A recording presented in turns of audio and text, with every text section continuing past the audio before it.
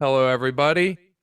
On today's episode, I have on a guest that instantly intrigued me while listening to him on another podcast.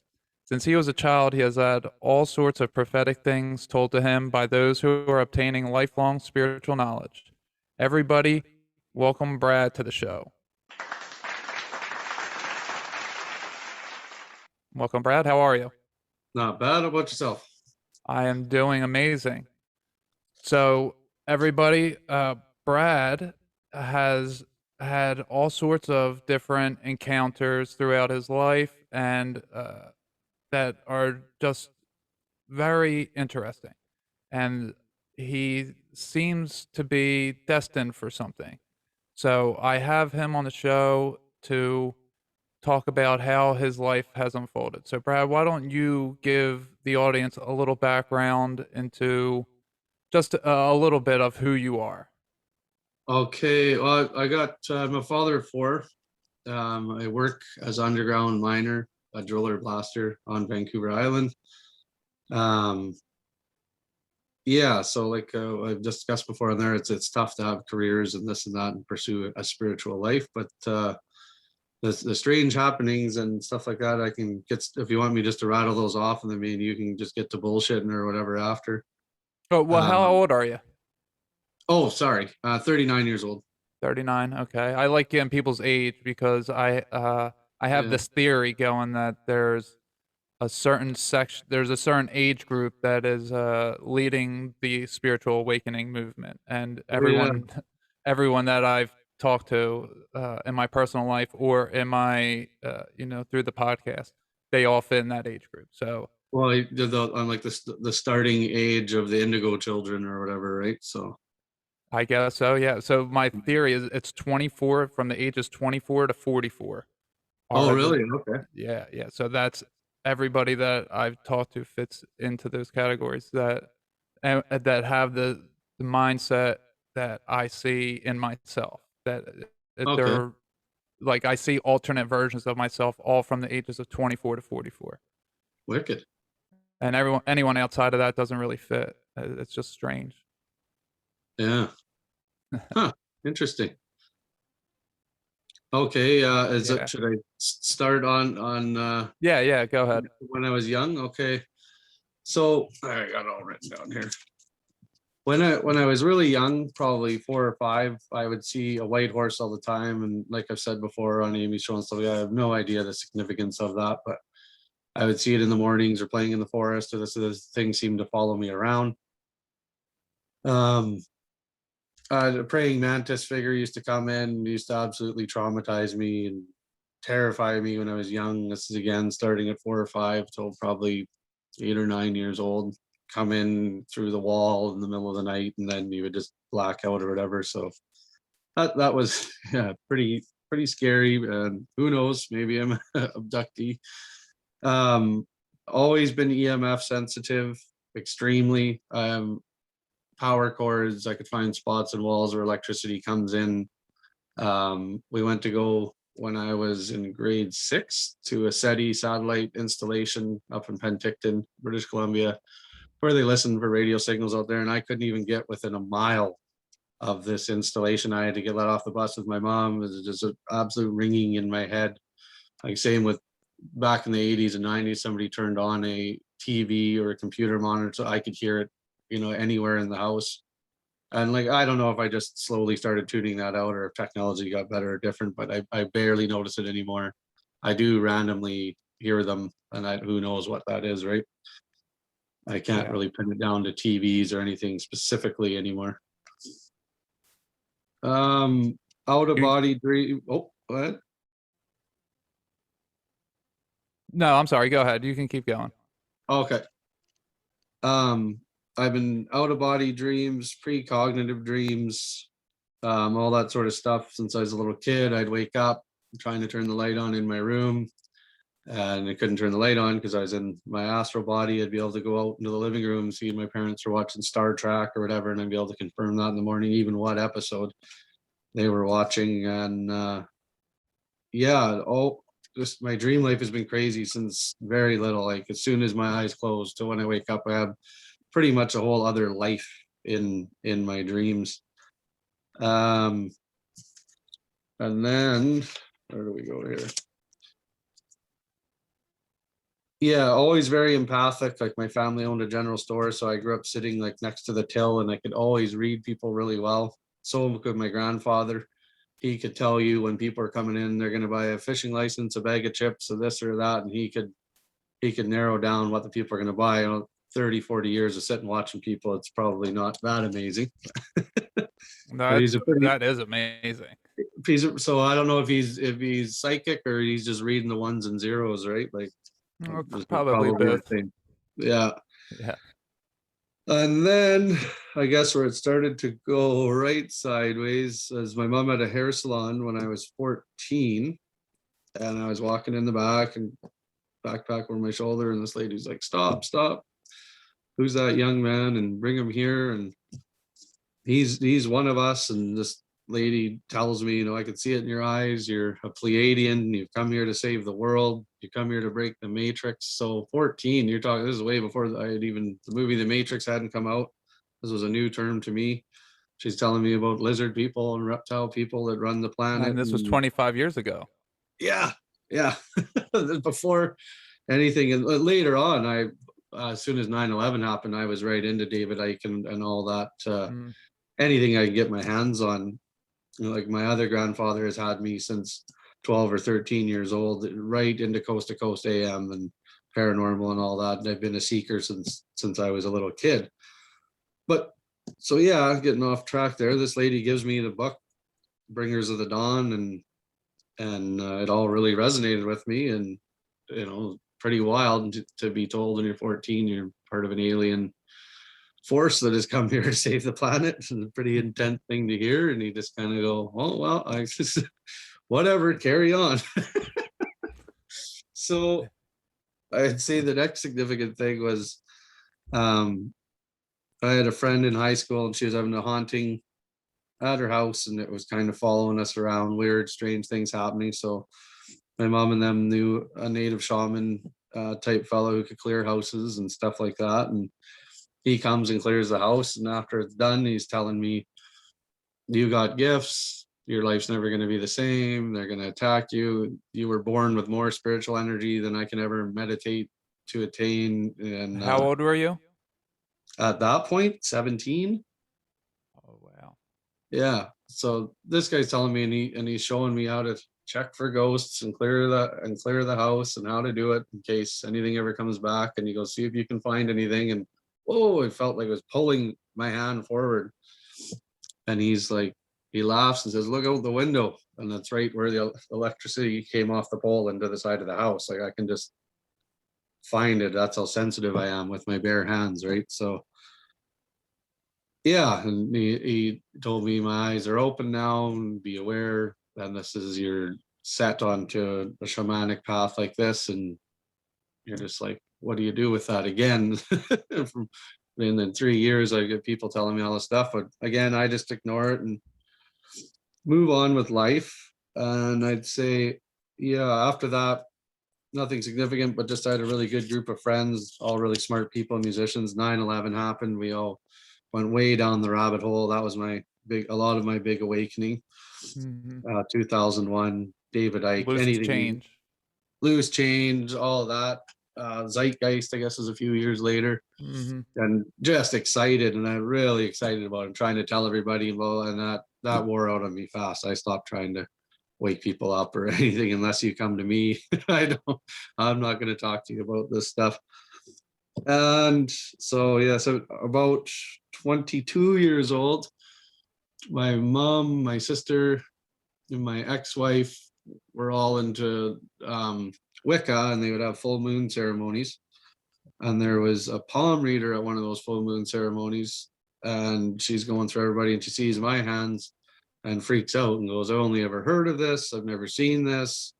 And I guess, so what's different about me is I have a double simian crease, which everybody has a heart line and a headline, a heart line and a headline. I don't have that. Mine are one.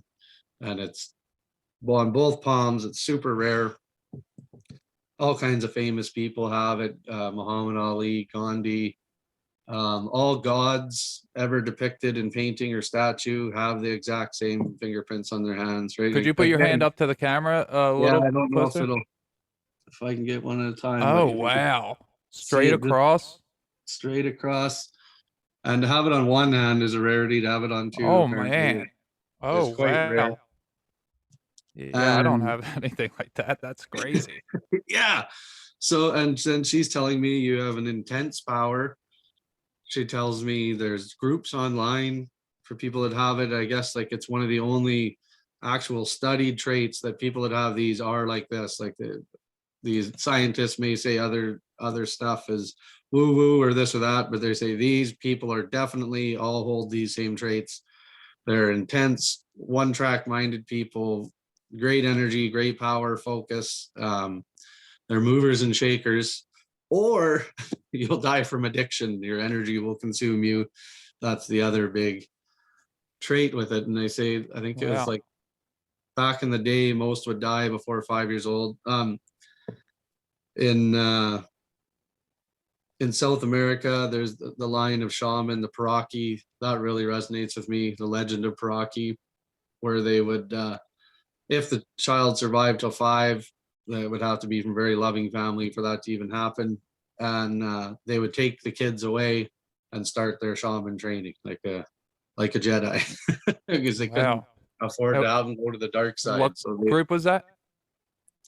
I think it was the Bow tribe of Arkansas is where what I've read from, but the Paraki come up from South America and were healers and shaman. They were people in the woods. They'd say you'd never see them coming in. They had scouts and lookouts, and all of a sudden the Paraki would just be standing in the middle of the camp or where they lived. They were like druids, like mysterious woodsmen and men and women, and they would come take away if your kids had these on their hands. They come take them away when they're 5 years old. So Wow.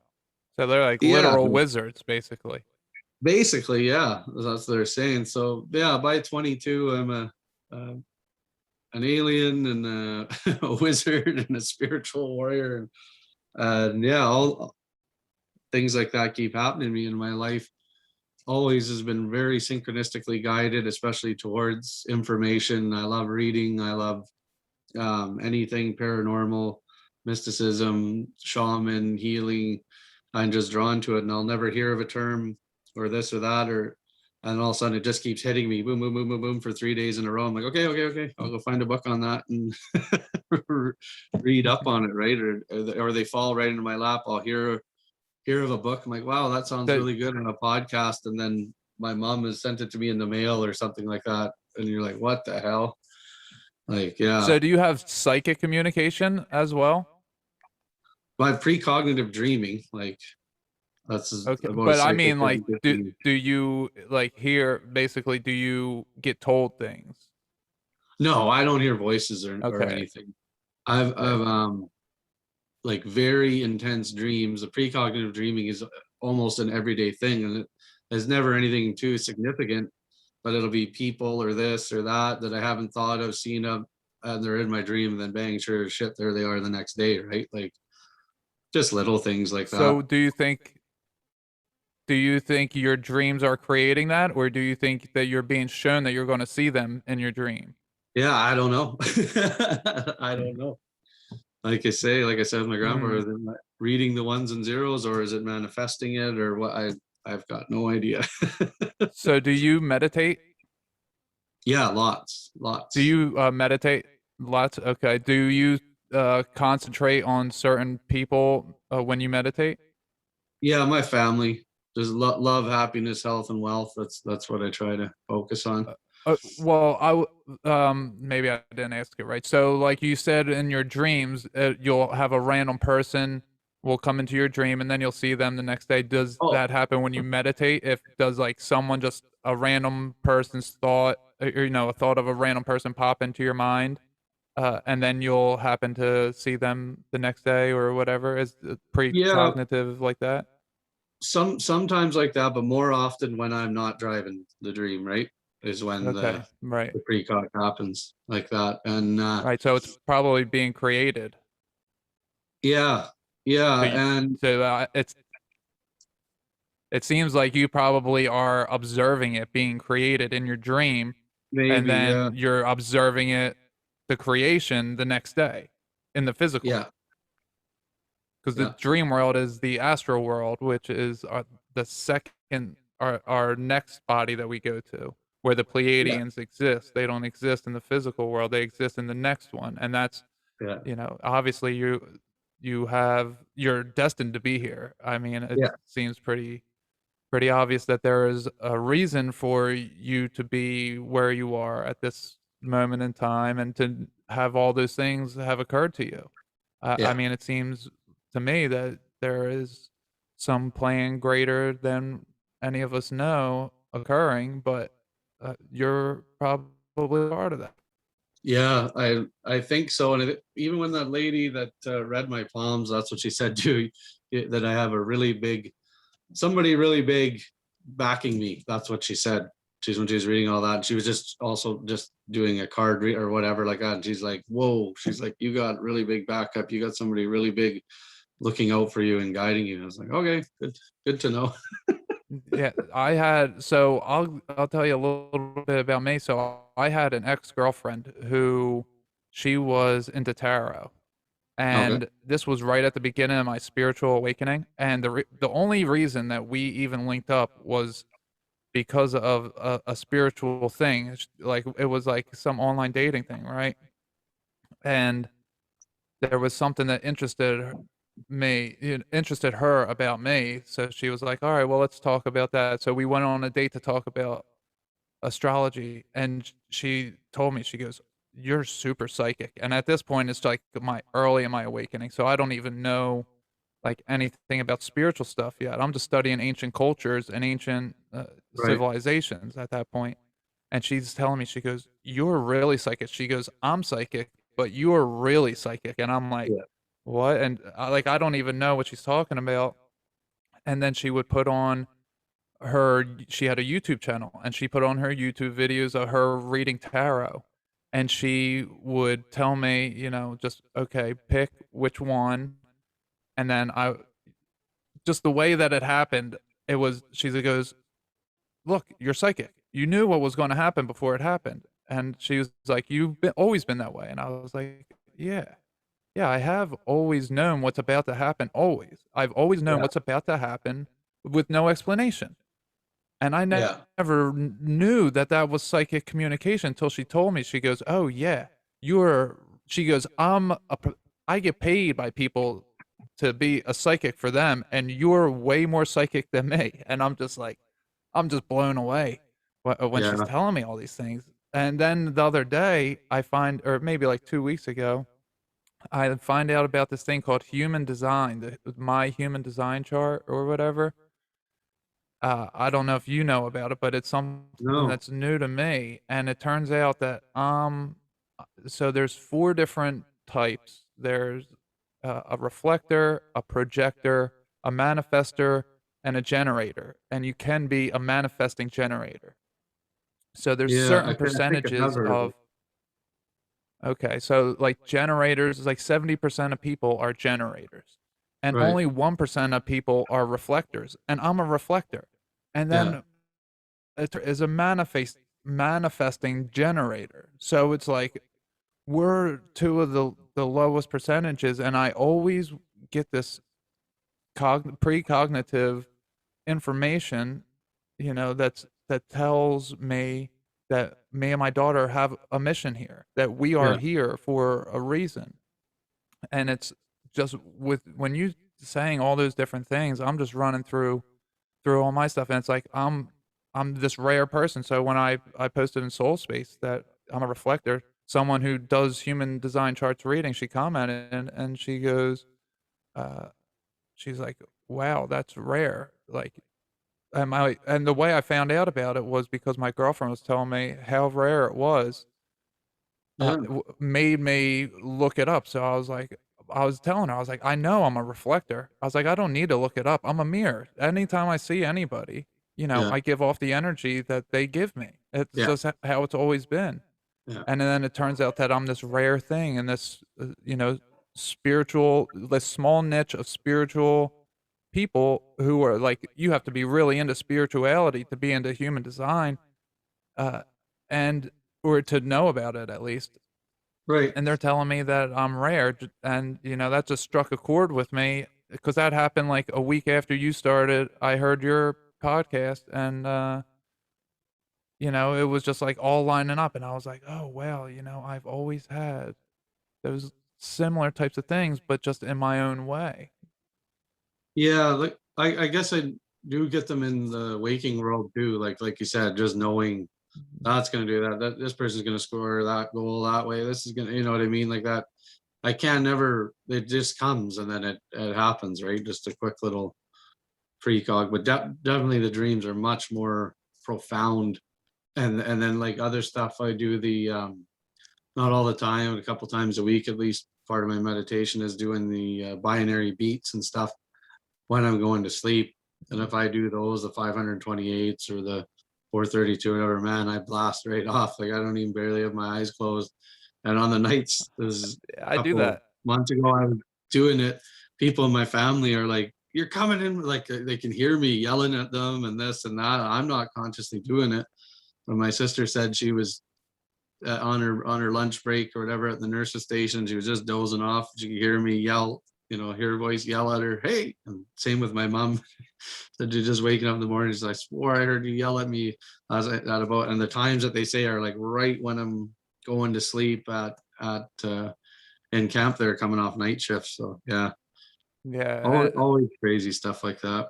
yeah, I do that, and then actually when I blast off, I don't remember my dreams at all. Like I go really far away. I mean, I Yeah, really blast off 'cause I can't bring back anything, and I'm so passed out. Like some days, like I'll wake up like every hour and have to take a sip of my drink, but on those days, I am out cold. I am far from here, and like oh, there's a few times that I've woken up like maybe 2 hours after I laid down to sleep, and I felt like I was sleeping so long that my body was completely stiff and I had to sit up. I literally had to crack my entire body, I drank a whole big thing of water and yeah, just went back to sleep, and it was only 2 hours later, and it felt like 7 years had gone by. Like, it was for real, really, really strange, and it's happened to me more and more lately. Actually, it calmed down probably like 2 weeks ago. My dreams stopped being so significant, but it was really intense there for a while. huh. Yeah, that's I see. I can mostly remember most of mine. I got to start dream journaling, but usually it's like 4 a.m. The alarm clock goes off. I got to get up and go to work. Right, like I do Yeah. 12-hour shifts. 12-hour shifts underground in mine. It's hard work, and maybe I got to set the alarm 15 minutes earlier and write them down. But I can remember them really good, and I can remember significant things. Like I say, all throughout the day when I see it, and I'm like, "Oh shit, yeah, that was in the dream last night." Mhm. And stuff like that. I got to start trying to figure out more what the symbolism and the archetypes and all that are in my conscious to and maybe I could start predicting a few more things.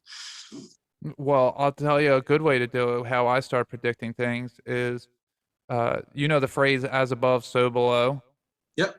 So if you look at everything is on that scale, it's not a one to one. So like, Right. uh, I only have one daughter, so it's easier for me to say it with her than it would be with four necessarily. I mean, I guess they are all you, but so for me, I can see if something happens with my daughter, then something similar is going to happen to me. But Right. before it happens to my daughter, it happens to my cat. So it happens because of consciousness, she's on a lower level. So it Yeah. happens with the cat, then it happens with my daughter, then it happens with me. And it's like, that's how I started predicting things. Because, like, if, say, my cat kills a lizard, I'm like, "Oh, I'm gonna be battling some reptiles in my meditations." Like, Oh wow. I Yeah. battle reptilians, alligators, uh, and real, like, greys. They look like greys, aliens, that type of, look to them. But some of them are just real alligators, like alligators standing up and we fight. I Really? because so my meditation is kind of probably similar to your precognitive dreams in that I'm observing the creation happening. Hmm. So like I observe all these very, very strange things in meditation, and I can connect to the universe. Like 2 weeks ago, I connected to a tree, and I pushed energy out of my head, and, I felt it, like, slipping and slipping and slipping off of my head, and then when it had no more grip, it slipped off.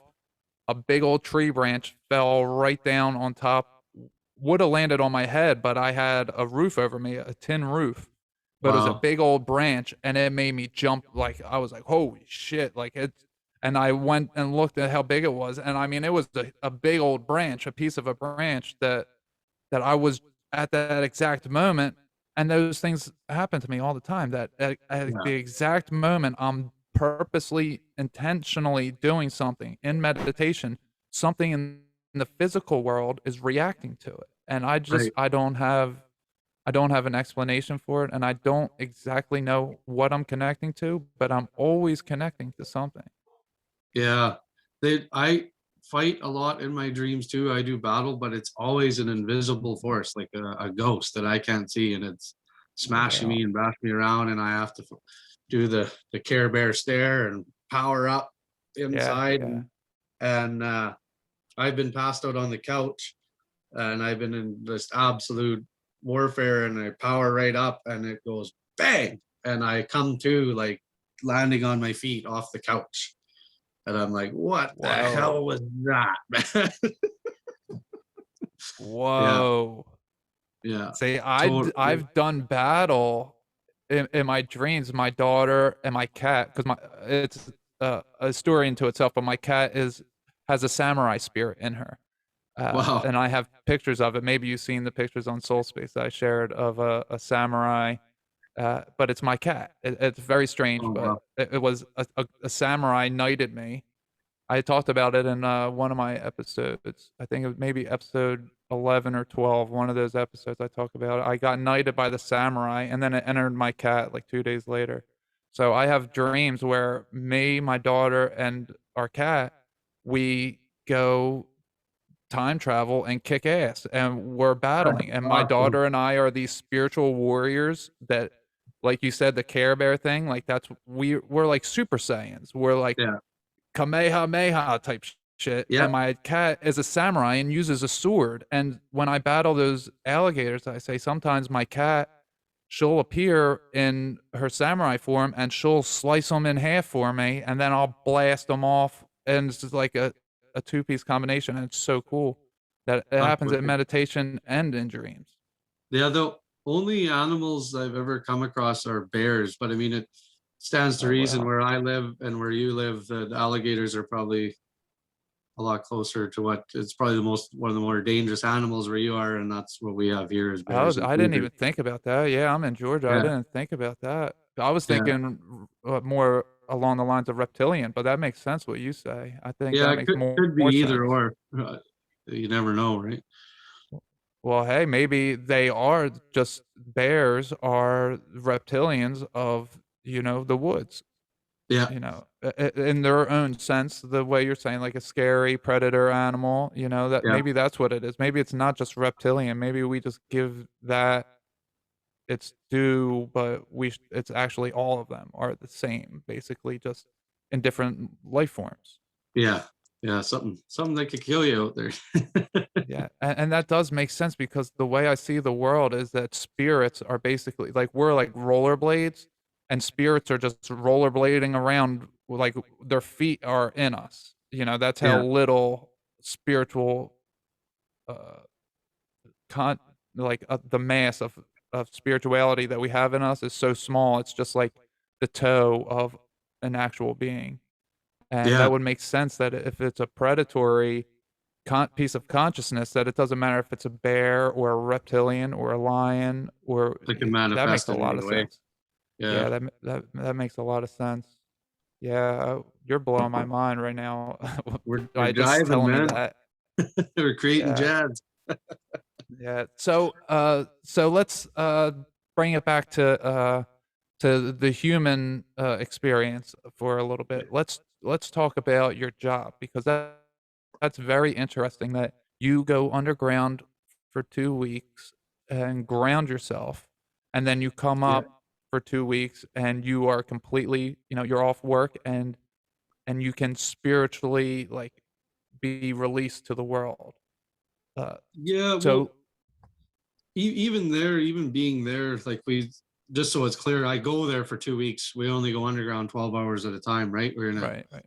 in a remote camp, but I do spend the better part of it under the ground. And I always noticed like it's a place of that you can manifest way faster. I can, and even other people, whether if they have abilities or not, or whether they want to, it just seems to be Do you feel the amplified. energy Oh of yeah, the yeah. earth? It's amplified, and you're if you're looking for gold and this and that, and you're surrounded by quartz crystals and stones, and you literally are quite grounded into the earth. You're miles down in the earth. Do It's definitely a you place of do strangeness. Yeah, do you ever check the earthquake uh how many earthquakes there were in a particular time while you're underground, and if they're nearby? Yeah, Is there any pattern? Vancouver is there's like 200 earthquakes a day here, Oh, and I okay. always end up coming up from underground.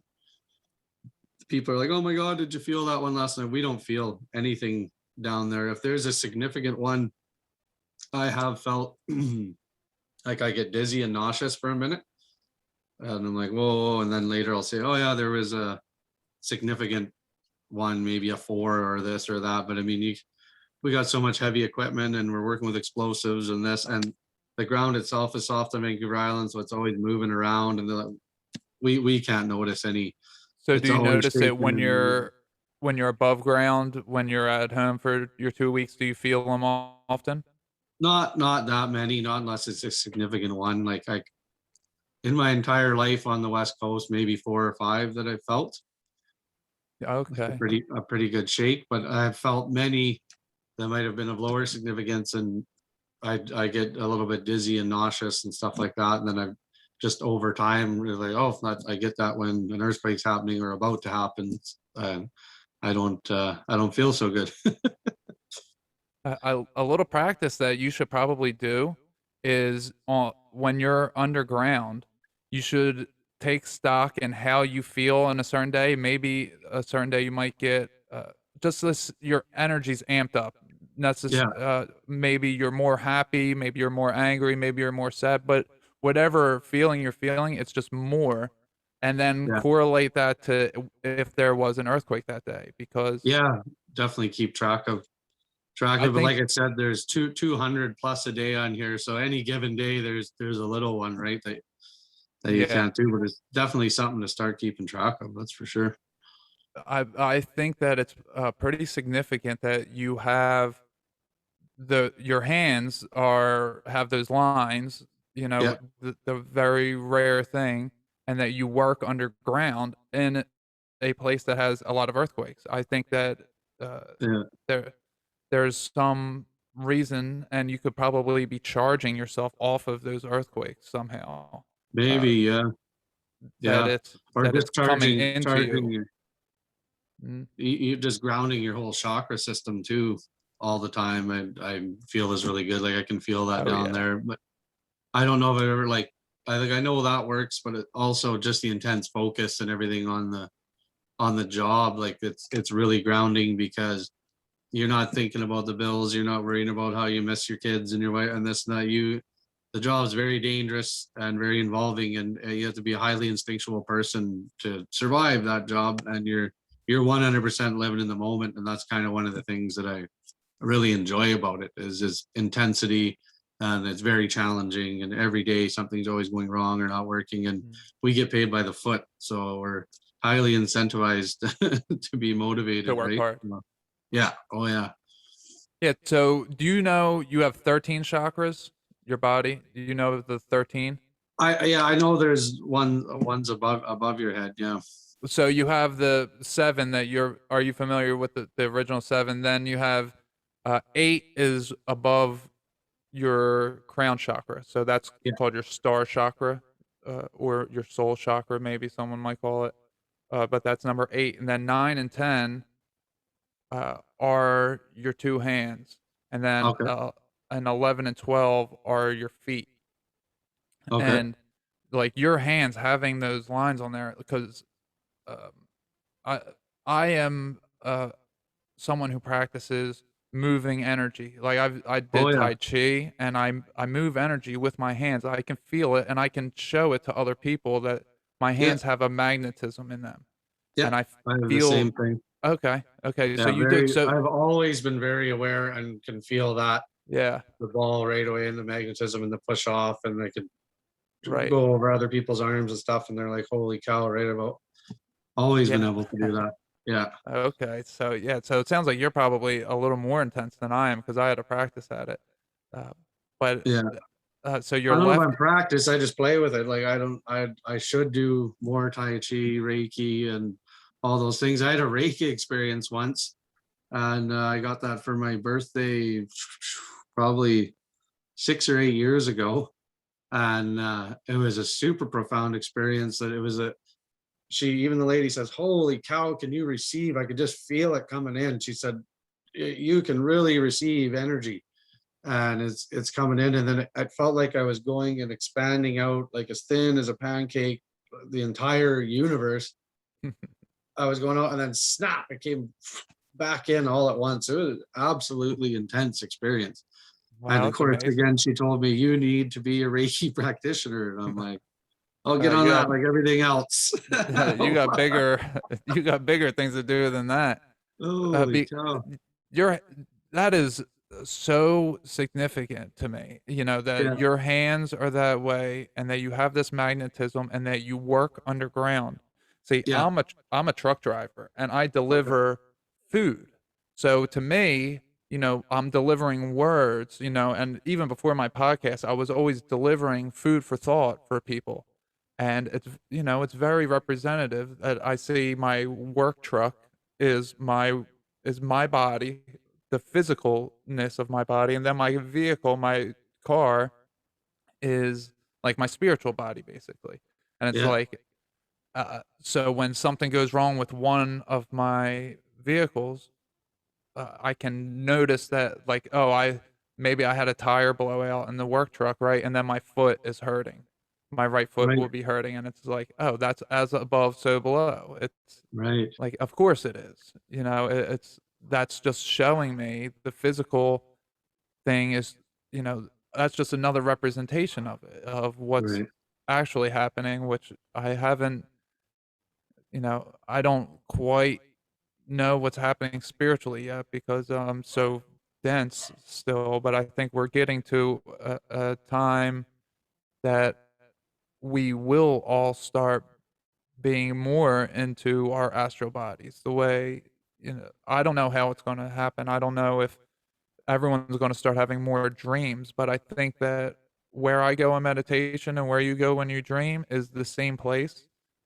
Yeah. And I think that's with everybody. And I think that we're all getting there more and more. And we're kind of anchoring the physical world to the astral world. And we're kind of, I don't want to say we're going to leave here. I think that we're going to bring the peace that that place has to this place. I Yeah. think Well, we're going to physically manifest it. that's what the Palladian philosophy is. That's what we're here to anchor the higher vibrations, right? Oh, well, I'm not familiar with it. See, I never got into any groups. I've always been into me to figure Yeah. out things. Like I never relied on any specific group. I purposely did it that I studied everything, but I never got involved with anybody.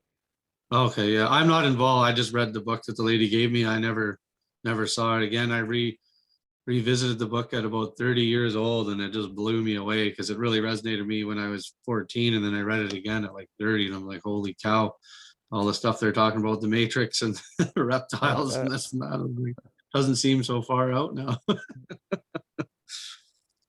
Yeah, I know. I know. The thing about life is that we only can trust our experience. We can't trust anything else. Yeah.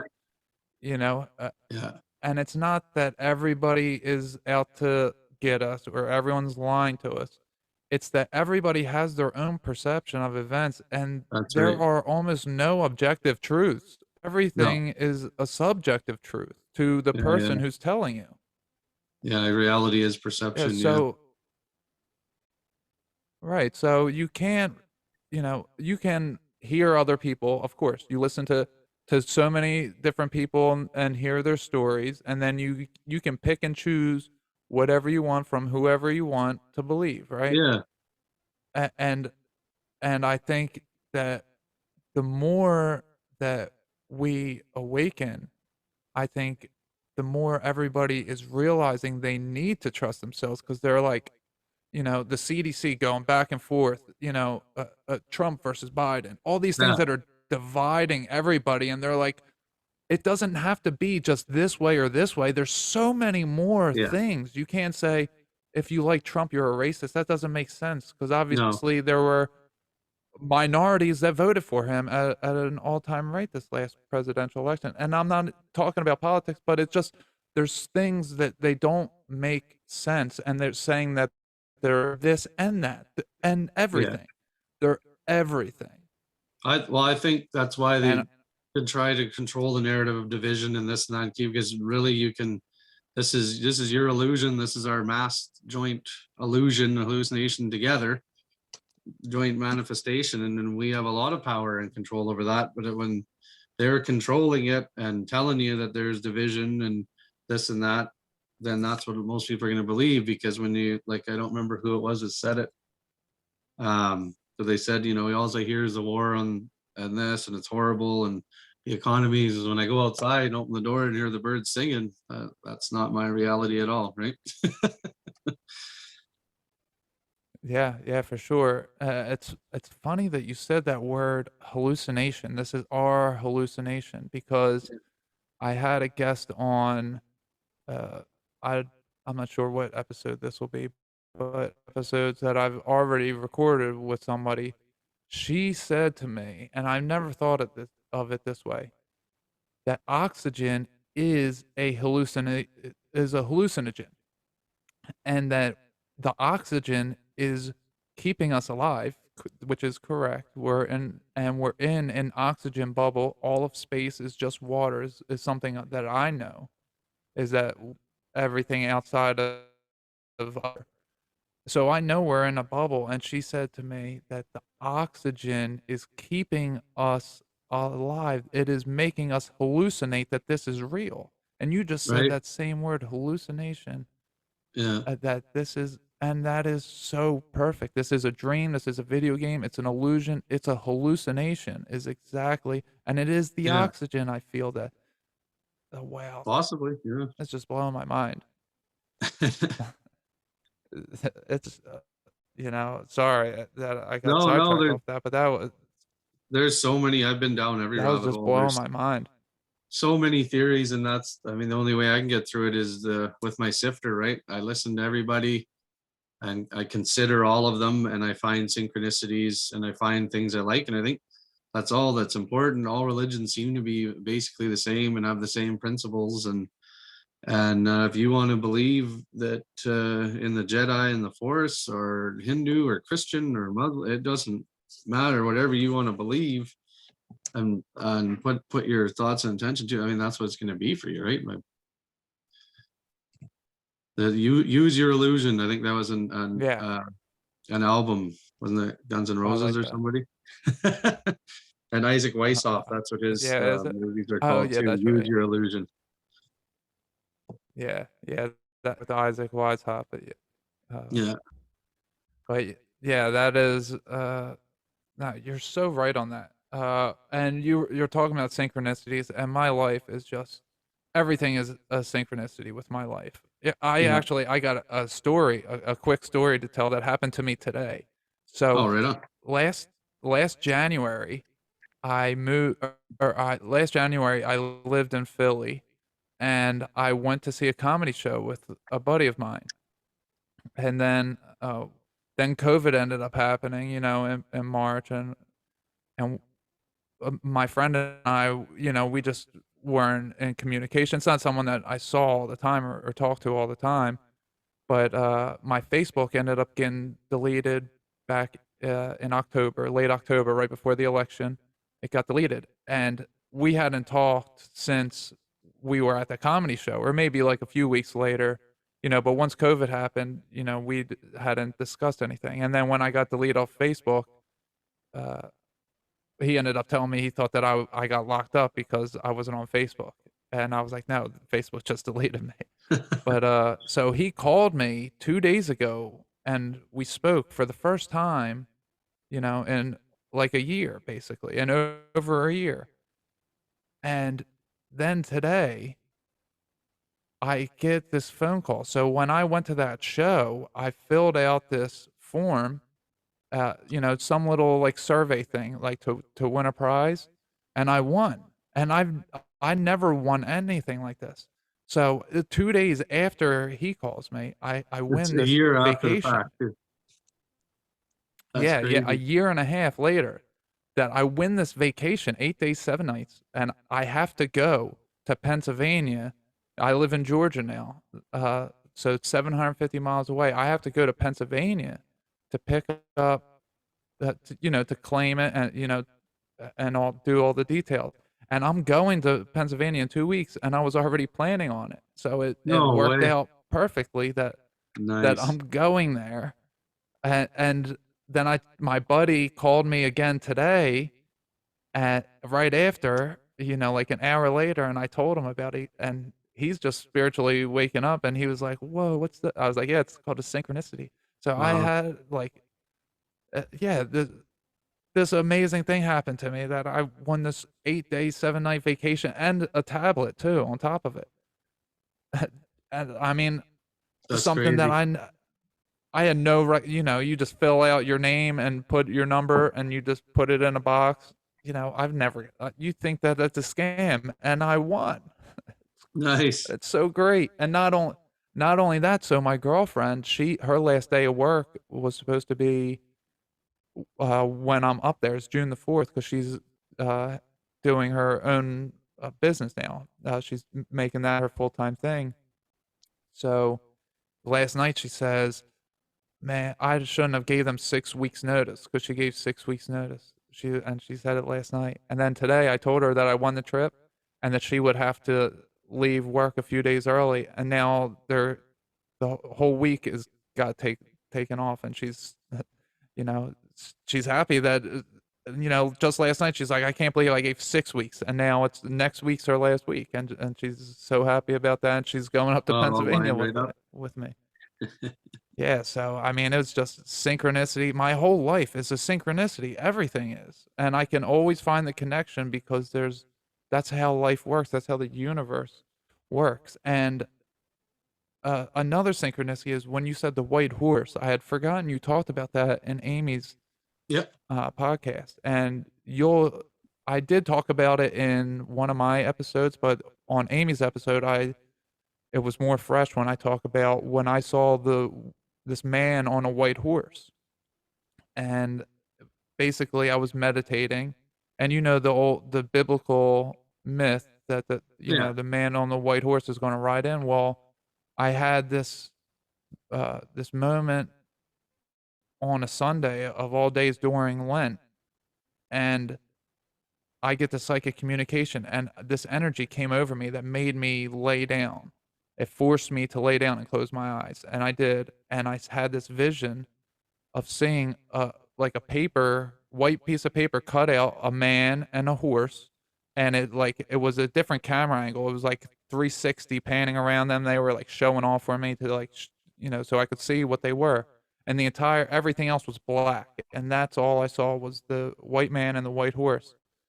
And then after I get a good look, the man hops on the horse, and then there's this tiny little portal opens up of color, and they start going in it, and then I'm in this chariot or sleigh, and I'm holding these reins, and the reins are being led by reindeer. Same thing in the white paper ish, and this was like a land devoid of color.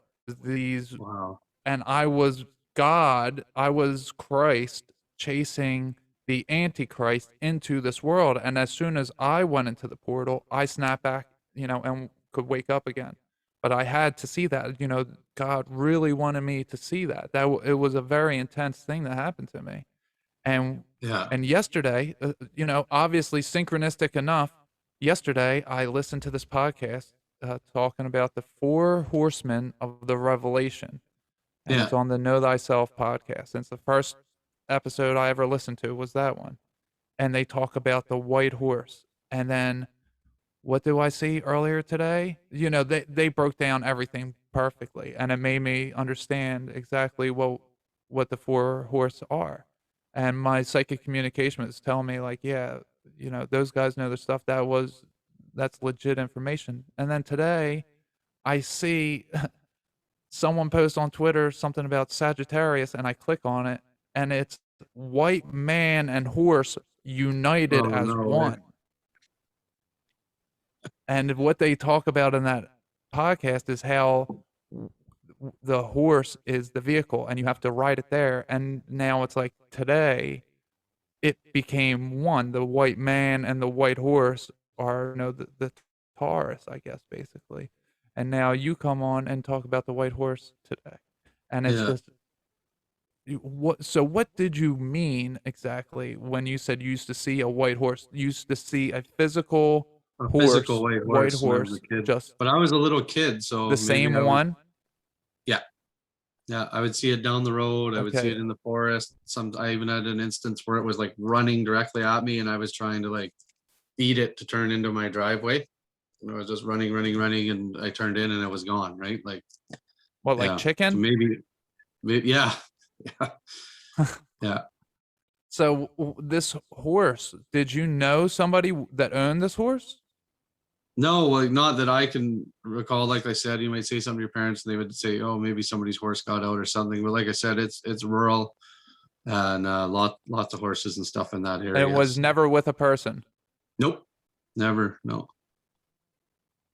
Always Wow. early in the morning. I'd Because be out there. So I've always been an early riser. So I was always up before everybody and out in the woods like Tom Sawyer and Huckleberry Finn type of thing. So at a very young age. wow, that sounds incredible. That sounds like the spirit in you, the spirit version of you showing itself to you at a very early age.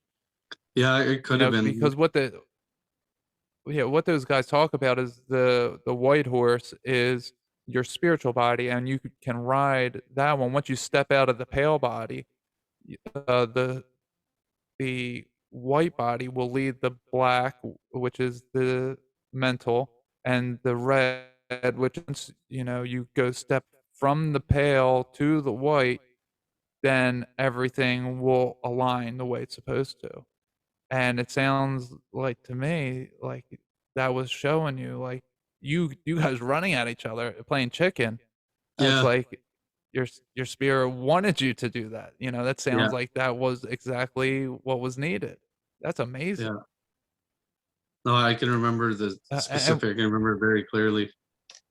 It was after my aunt's wedding, and I had got a GI Joe helicopter, and I had stayed overnight or stayed late at the neighbors, and my mom and dad had come and got me, and we'd walk back down the driveway, and I realized in the morning there was a tail fin missing off the rotor or whatever. And, oh, I lost a part of my GI Joe helicopter. I better go walk down the driveway. Must have dropped it on the way home back this night. So I walked all the way to the neighbors, couldn't find it.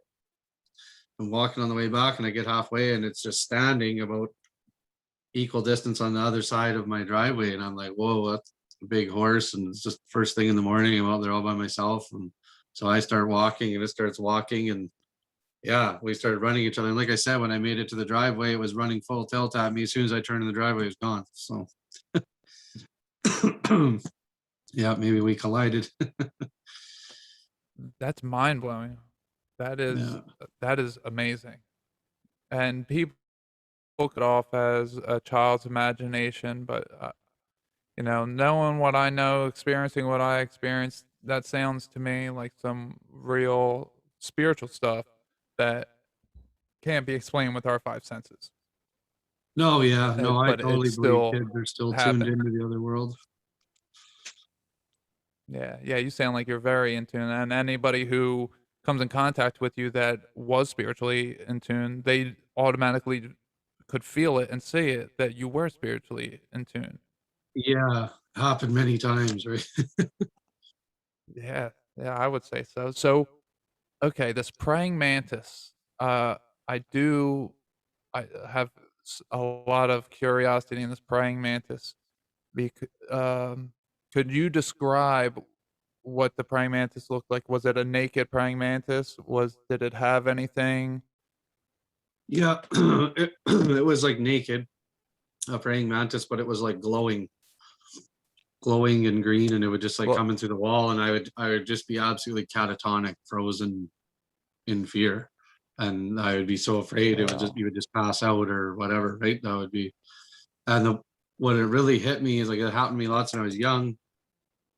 I was watching an alien show and an alien abduction show, and I just kind of come into it after it had already been started, and these people are describing all this stuff and happening to them, and then it was like it hit me like a recall, and I was like, holy shit, this is exactly what used to happen to me. It used to come in the wall. This is what it looked like when they're describing it.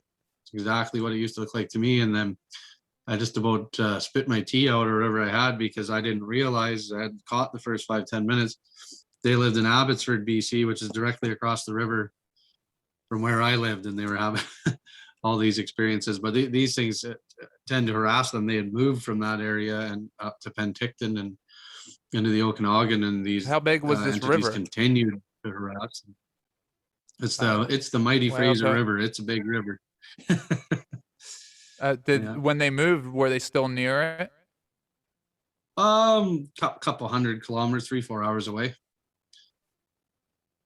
Okay, But they were getting not too harassed, far, like their but that's cars turning off in the middle of the night and by ships and craft, and wow. I didn't have anything that significant. There was a big around the age when this would happen to me, the mill workers, when they were on the night shift, they would see lights above the mountains all the time. And it got to be such a big thing that they even had, radio people out there and television trying to catch these because many people in our small town were seeing these uh, lights and crafts up above the mountains late at night that were unexplainable.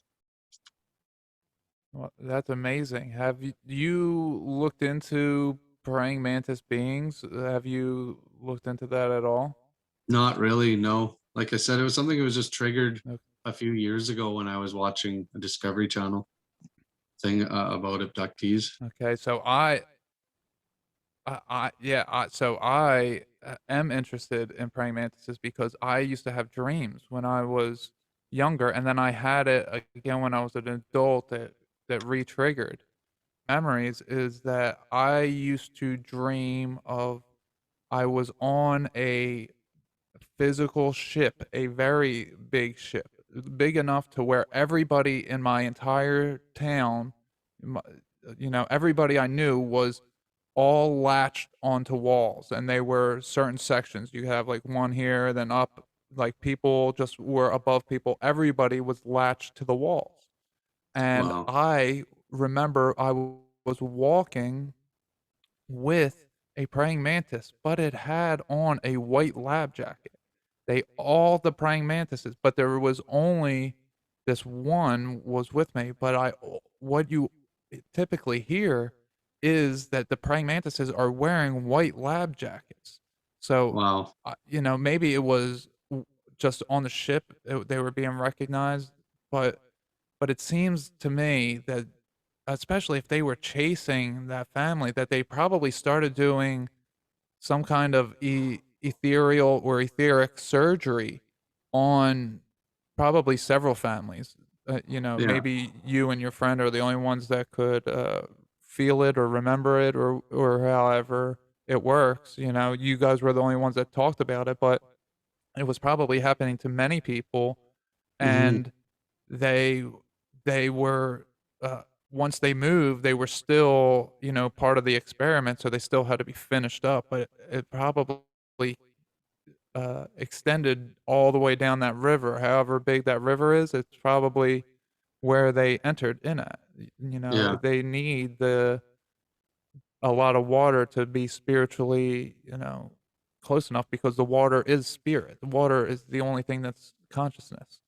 So that's the only Yeah. way they can survive and that's why we don't see them in our world. They need the water. Right. Yeah. This is a massive river, thousands of kilometers long. So yeah, it'd be a pretty significant source of They're probably just consciousness. making their way down the river. Yeah. Wow, that's amazing. Yeah, so when you said the praying mantis, I was like, "Oh, I gotta talk to him," because the praying mantis is, allegedly this is, these are all just stories of crazy people, so, take it for a grain of salt, but it's always that the praying mantis is the scientist of the greys. Uh, Okay. you'll have some tall greys and some small greys, uh, but the praying mantis seems to be the one running insectoids. It always seems to be that the praying mantises are running the show. That they're these ancient beings, and they even there's a few of them that they're not necessarily praying mantises. That maybe they're ant beings. I guess E.T. the movie E.T. Yeah. I think he would be like an ant, almost like an ant-like being. Uh, and the praying mantises are, run them basically. They're, Wow. they're like the Jedi's, and the ants are like the Jedi's, and the praying mantises are the scientists. It's maybe a military type style. You have these scientists that would lead a group of military. The way that humans do it Yep. is Yeah. Of that course. scientists are always leading a group of special forces. That's what it always comes back in all these abductee and contactee stories is that the praying mantis is running the show. Wow. Wow. That's yeah. I Yeah, used to and just be glowing. they That's all I can remember. and they hate the fear that humans have of them because they're hurting us, and they Yeah. don't have compassion because they don't understand what's happening. So Yeah. it's it's just unfortunate that they maybe we're completely insane people who just completely hallucinated all these things that Definitely a real. possibility. Our heads are definitely pumped full of enough stuff from television and programming, and could be. Yeah, yeah. Another thing you mentioned is that set installation. So can Yep. you explain what that is? Like the movie Contact Yeah. with Jodie Foster. So yeah, it's one of those where they're using radio to listen out. They're listening for aliens.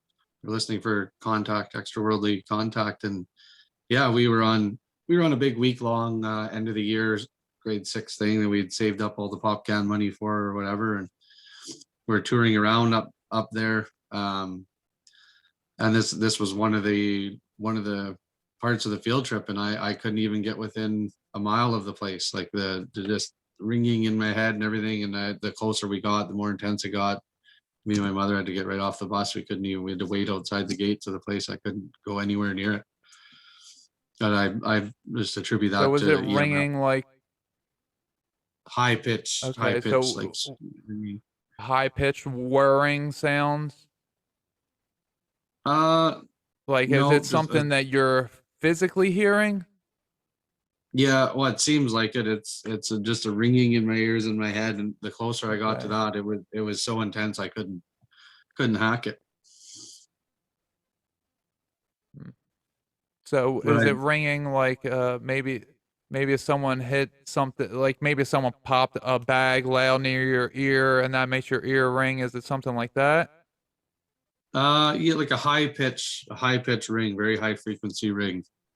But it's continuous. Okay. It was for that anyways. When there's TVs, like I said, I'm not so sure if I've just tuned out the TVs or monitors now, but I'll still hear them time to time. I'll just be sitting there and all of a sudden, and yeah, I can almost feel it as much as I can hear it. Like when it when it comes on, it comes on, and then okay, I hit a baseline and I'm used to it or whatever, right? But yeah, So the is it like SETI satellite, a metal detector, maybe, like a metal yeah. detector going off in your head? Like as you got closer, it got worse. Oh yeah, for that one, yeah, it definitely was. Yeah, and when I was a kid, it was And you really said you were, significant. and you said you've always been um, sensitive to EMF Yeah, technology, like the. yeah. So was it always different ringing that you would hear, and you would feel the sensation, or has it been different things? Relatively the same. Like some can be higher or lower tones, different TVs, different monitors, different electronic devices. But yeah, relatively like a high pitched sound in my head. And when it initially is turned on, I could like feel it, like almost like I could feel the field, right? Can Initiating or turning on. have you? Okay, okay, yeah, I do know what you mean. Have you ever been able to walk into a room that's pitch black and know that the TV's on, that you can just hear it, Yeah, no, like yeah, I and could like like I it'll said, be a black screen. yeah, Yeah, I I would hear it. definitely I can know that. always hear when the computer monitor. Yeah. Yeah, I hear all those things. So Yeah, I know like I what you said, mean, but I've usually when never they're had turned on, something. when they're turned on is the initial thing like that, the starting of the field, I think. And then, like you say, we're surrounded by it, so it just tunes it out after. But yeah, I would definitely know if something's on when I entered a room like that, like you say, late at night, a black screen. I would totally be able to feel that it was on for sure. And I also feel that when someone stops a microwave short of its completion, that it stays on, and I need to turn it off clear because I feel the signal being radiated, that it's still on, that Right. it's not off, even though it's not running. I can still feel it, and I'm very sensitive to it. Yeah, I can. The microwave is Yeah, definitely a big one. Yeah, I'm pretty sure we shouldn't be using yeah, them as and some of I heard. the. For sure. I heard yesterday that if you are to put water in a microwave and then go dump that water, maybe let it cool down or whatever, but you dump that water into a potted plant and that plant's going to die Yeah, because that water is now radiated. yeah, yeah. Makes sense. Yeah, that. Yeah, it does. And the only way that that things are heated in the microwave is from the liquid being radiated. So, Yeah, yeah. The water you know. molecules. Yeah. Yeah. And if you're to tell just anybody that, people will look at you like you're crazy. Like, what do you mean? I use the microwave all the time. It's not hurting me. And it's like, meanwhile, they have cancer, or, One third of they us die have from different, cancer. right? Or they have any number of illnesses, and they're like, oh, I'm fine. I'm overweight. I'm this, I'm that, but I'm fine. The microwave isn't doing it. And yeah, it is the microwave. Yeah, Uh, most so likely. I'm thinking about stopping using the microwave altogether. I try Yeah, not to. it's just everything. I Yeah, don't eat everything much. these days is just. I don't eat much that would be like I Yeah, don't no eat good. pizza pops or nothing like that. You heat up in the microwave too. It would just be being lazy and heating up some leftovers. We eat pretty whole food and healthy. That's kind of the culture here on Vancouver Island, is outdoors and exercise and organic foods. Well, it's good to live in a community. So now, speaking of that, you're a father of four. I'm a father of one, but I have stepdaughters and a stepson as well. And you're going through the spiritual awakening. So it seems like you've been on a lifelong spiritual awakening. Yeah, So, for you, it probably, well, I mean, definitely wasn't as contrast as it was for me, but I do want to ask people about how they parent if they are spiritual, if they're teaching their children spiritual knowledge, and if they're passing down the same information that they're learning themselves. So how do you go about talking to your children about spiritual topics, or do you not talk to them about spiritual topics? Um, well, my kids are older now, and I'll clarify. I've got three of my own. My stepdaughter's 19, and my twins, I have a boy and a girl, are 16, Sean and Emma, and the baby is Maya. She's 12, so they're at a pretty cool age now where you My can daughter's Maya, and she's about to be 12 in 2 weird, weeks. weird. Um, Yeah. and so you can talk to them about those sorts of things, and I just explain. But they know I'm into conspiracies. They know that I'm into listening to far out things, flat Earth or inner Earth, and they tease me about that. But they're very intelligent and open minded, and I just one thing I always try to stress to them is the power of manifestation and fear and this and that, and not to buy into fear. And if you just to have good intentions and to try hard and work hard and practice gratitude and I mean that's the best you can do, and you can believe whatever you want. I mean that's all I can try to explain to them is the best I know, right? Yeah. So, do they go to public school, or what kind of school they have? They go to like a couple days a week, maybe 3 days a week. They do like 2 class days and a field trip day, and then they do the rest at home and on their computers and stuff. Okay, is that because of COVID? No, these schools were this way anyways. They Oh, were they were like this okay. before Well, that's before COVID. It's still public, but it's just a different kind of school. More there's some of them they're more geared towards the arts or towards whatever, and they just steer the kids in that. It's more of an artistic school that yeah. I guess they go to. That sounds really amazing. And today on Twitter, yeah, I bring that up because my daughter is in public school, and today on Twitter I saw people talking about, what's your thoughts on homeschooling? Or Yeah, someone, no, actually, it wasn't that way. The person, how they said it was, basically F school, homeschooling's the only way. And I was like, yeah, well, I used to think that way. And then, you you have to realize that if you're having a bad experience with the school that your child's going to, there are that you can go to. It's just your experience is bad. It doesn't mean that all of it's bad.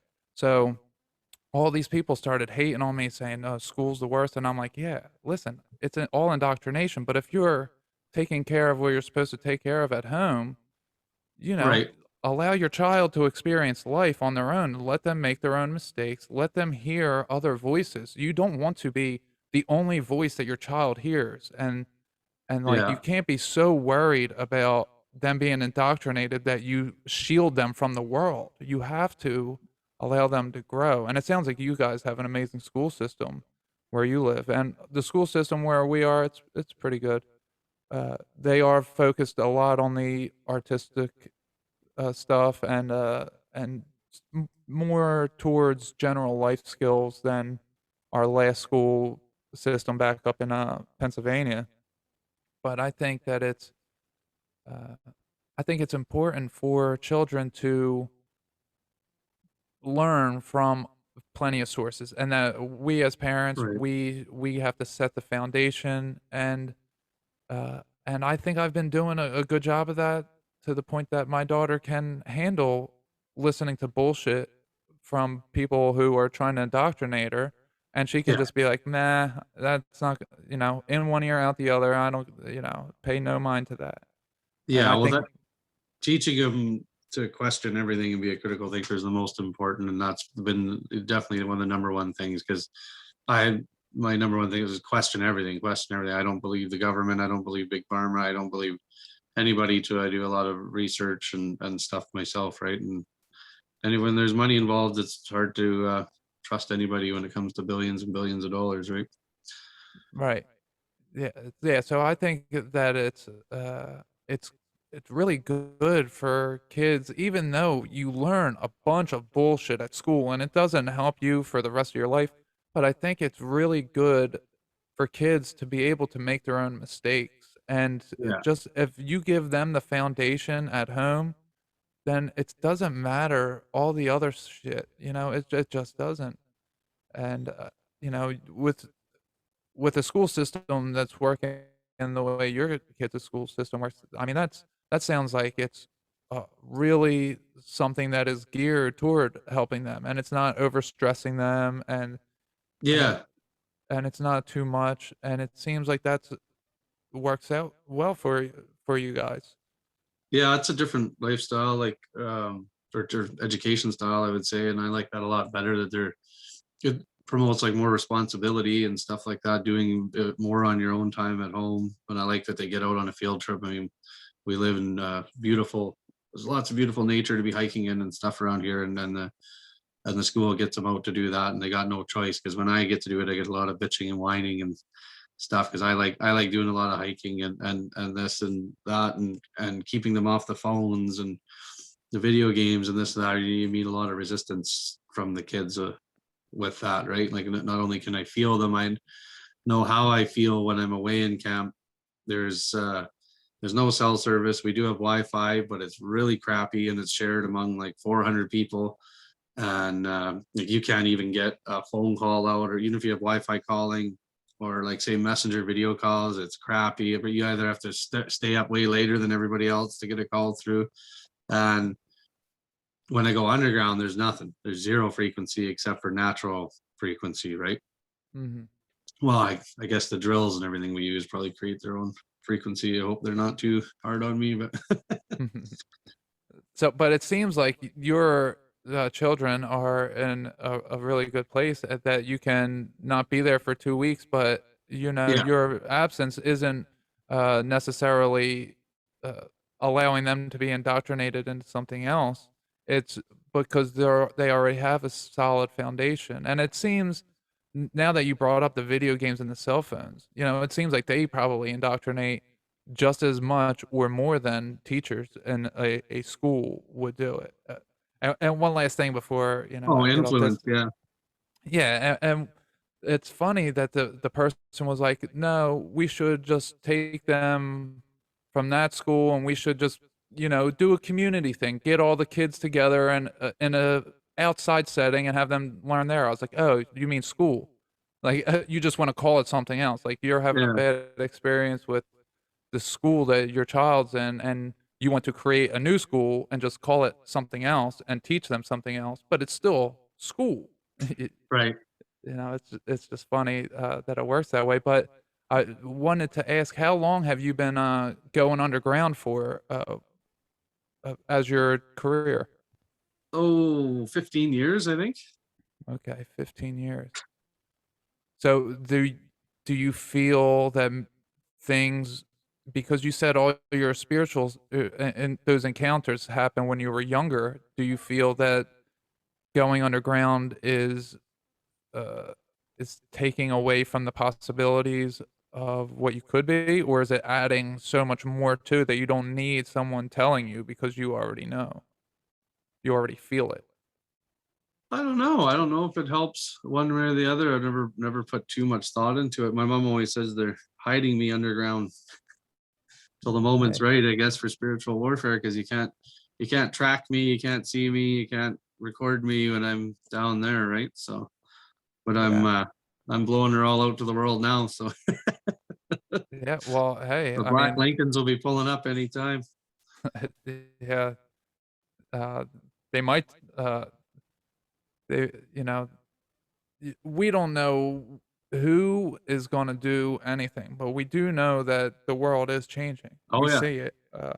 yeah, You see it with, and a lot of people call it COVID, but everyone sees the change happening, and a lot of the politicians and these financial elites want to call it the Great Reset, but yeah, it's just not going to be a reset the way that they're planning on it. It's God's going to reset it, yeah, and they think that invoking the Book of Revelations, trying to make the Book of Revelations come to life, is going to favor them when it's actually yeah. not going to favor them, and it's I just, think it's gonna backfire on them. oh yeah, that's the only choice, Yeah, and I mean they're trying to do what they can, but I don't think they can stop this the spirit from pouring out because it's been happening, and it seems to me that there's different people in different places in the world. I've only connected with people in North America, but I'm sure it's all over the world that are in these spots that were all some kind of like tower, like a cell tower almost, and that we're all being positioned all around the earth for one Like day one of geomancy and ley lines. yeah, yeah, Yeah. and one day all of us will be in position, and God will then be able to do what He's supposed to do. We'll all Care Bear stare. Yeah, It's funny yeah. because there's like, I can't remember where I was reading it. There's some like the new world, the new earth. There's going to be 12 cities, and I'm pretty much sitting like they had them all over the map. One's right on Vancouver Island, right Oh, here is where it? I am. It's the 12 new cities of the fifth dimension and this and that. And somebody's theory I was reading at one point, and then another thing. Right at the same time, I was reading about this. There's a guy, and I've never been able to get a hold of him. I don't know what's happened to him, but there's Denman Island and Hornby Island, which is just south of where I live, a few kilometers, and they line up with geomancy with Machu Picchu. And the guy's like, and it's an octagon shaped island, and it's 188,000, and there's 188,000 feet to the Freemasonic Hall, and this and that. And he's just like crunching all these numbers and ley lines. Then he goes, and there's a curious little one off the top of the island, an octagon.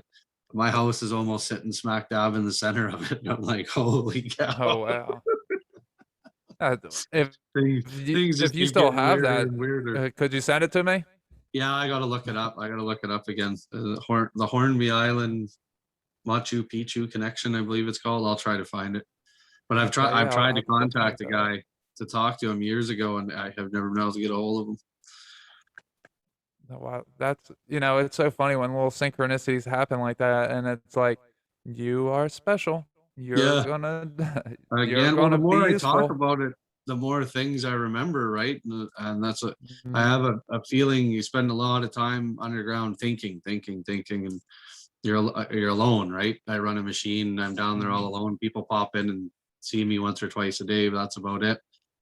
That's what I'm always like, man, I'm supposed to be doing something, but I don't know what it is. And I think, yeah, like you say, just trying to not be so busy, try to live in it with intention more, maybe start dream journaling, trying to call it in, bring it down, hold the vibration, and make a conscious effort to do it. But I mean, it's tough. They got you so busy. Like I said, I go away for 2 weeks. It's 12-hour shifts. My day is probably more like 14 hours.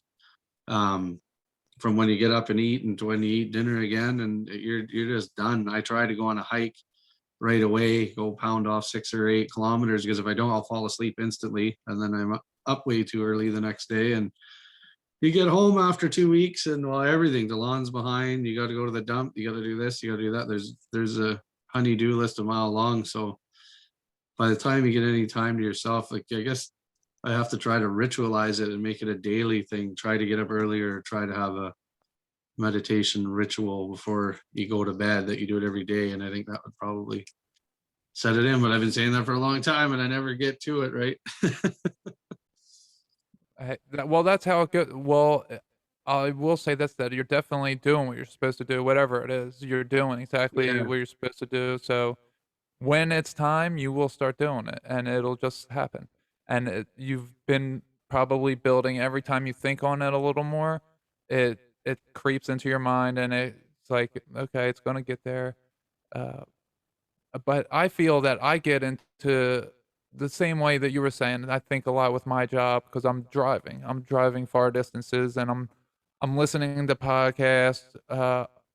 But even when I'm listening to podcasts, I'm not always listening because I'm thinking, Yeah. and I'm by myself, and I'm just thinking about stuff, and I'm able to make these connections and do things, and I get into like this meditative state sometimes when I'm driving. Do you get like that, or does that machine bother you too much I get that you into work with? a flow Do you state. get I operate. into like a meditative state? Yeah, definitely. It's a pretty intense machine to run. It's got sorry about that, two different booms and a lot of different functions, and installing No drilling, worries. installing resin and screen, and so. But yeah, I get into a flow state for sure. Okay, yeah, because it seems like, uh, jobs that, are jobs like ours that you're not having to work with other people, or you're not having to work with numbers, you're not forced to stare at a computer, it gives you time to yourself. Oh And, yeah. my girlfriend, like I said, my girlfriend's quitting her job, her daytime job, to do her business, and she's on a computer all day long, she's crunching numbers, and I can see how much it affects her, and then she's like, "Alright, but you gotta promise me you're not gonna quit," and I was like, "No, I don't mind doing my job, it keeps me in shape." I mean, I do mind it, but it keeps me in shape, and, uh, I like the peace that I have when I'm by myself. So, it's something that is, I've turned it into a meditative type of practice, and it seems like Yeah. you have done that as well. So when you're at home, you said you're doing a bunch of different stuff. Are you able to, meditate and do spiritual practices in those 2 weeks when you're off? Yeah, I try to, like, one thing I try to get out every morning. I live right by the ocean, so I like to get up very early before anybody's up. I take my dogs down there. I got 3 big dogs, and we walk 4 or 5 kilometers, and I just sit on a log, and that's a really meditative time for me. The waves, there's nobody down there. You got the whole place to yourself. And I also like doing, like, we got lots of amazing rivers and lakes and stuff like that. I mean, being outside and hiking, swimming, bike rides, stuff like that. That's really meditative time for me. And almost like you say in that state, I'm always podcasting. I'm podcasting all day at work, through Bluetooth when I'm at home, even though they're probably not good for you. I got the Bluetooth earbuds, and I'm always, like today after we get off, I got 6 hours of weed whacking to do. That's how big my yard is. I already mowed the lawn Oh, yesterday with the wow. ride on. I have another 6 hours Oh, of weed man. whacking, and that is a meditative thing for me. I get, because it's weird doing a menial task like gardening or clipping or weeding or something like that, and then when I also have a podcast going on, something I'm interested in, I do just space out lots into my own thing, right? Like, it has me in a thought provoking headspace, I guess, thinking about spirituality or consciousness. And I drift off and come just to a lot of realizations about myself, or ways I want to be, need to be, stuff like that. Definitely is how it goes. Definitely a grounding experience and a meditative experience. Helps me get through life. And the dogs too. Can't say enough about dogs. Those are very healing, awesome, benevolent beings to have with you going off. Like, I mean, they know when you're hurting, they know when you're stressed, and they come right up and cuddle you and this and that. And they're just the greatest. Yeah, I love doing, yard work, working with plants, mowing the lawn, all types of stuff. I love being outside and just being in nature. I make up these different projects to do so that I have time to be outside and do them. And now with the podcast, it's been eating into that time, but I feel like I still have a lot of time that I can I can put I can make time for the podcast, and I can make time for going outside because Oh yeah. it is so important, and I love, like you said, I love listening to different podcasts or, uplifting music while I'm doing it, and it gets me in this flow state that's, I'm like almost always in a flow state when I have my headphones on because 'cause I'm Yeah. doing something that I love or I'm listening to something I'm really interested in, and it just brings me to this place of peace and serenity, and it really does, and it's Yeah. Music so is amazing. profoundly powerful too. It's one thing I've been trying to do for years too, is learn guitar and stuff like that. I love music and singing and dance, stuff like that. And anytime I'm not feeling good, like you said, put on some good positive.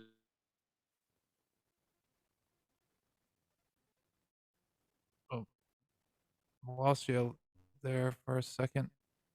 Oh, it's probably the internet. I don't know if it's mine or his. I'm sure I'll be back in a second here. Replace, I guess, and you just try Okay. to not be resonating in those all the time, I guess. Yeah, you cut out there, for a good, like, 20 seconds or so. Oh no. Okay, I was just talking about music and my sensitivity to it and the vibrations and putting on good tunes and feeling good. Do you listen to any type certain type of music? What kind of music do you listen to?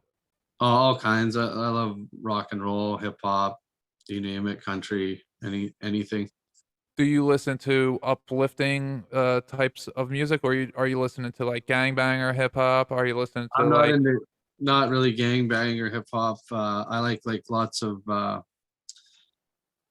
who else do I like? KRS-One, okay. um, Beastie Boys. I like Macklemore. He's really positive. I like when I run. I like to listen to Macklemore stuff like that. That's really upbeat lifting stuff. But I listen to Tool too. Like that's one of my favorite bands ever, and that's kind of a little darker stuff. But I like Do to do you that when feel I'm the doing it. difference in Oh yeah, you like, the yeah. vibrational level that you're giving off when you listen to that music?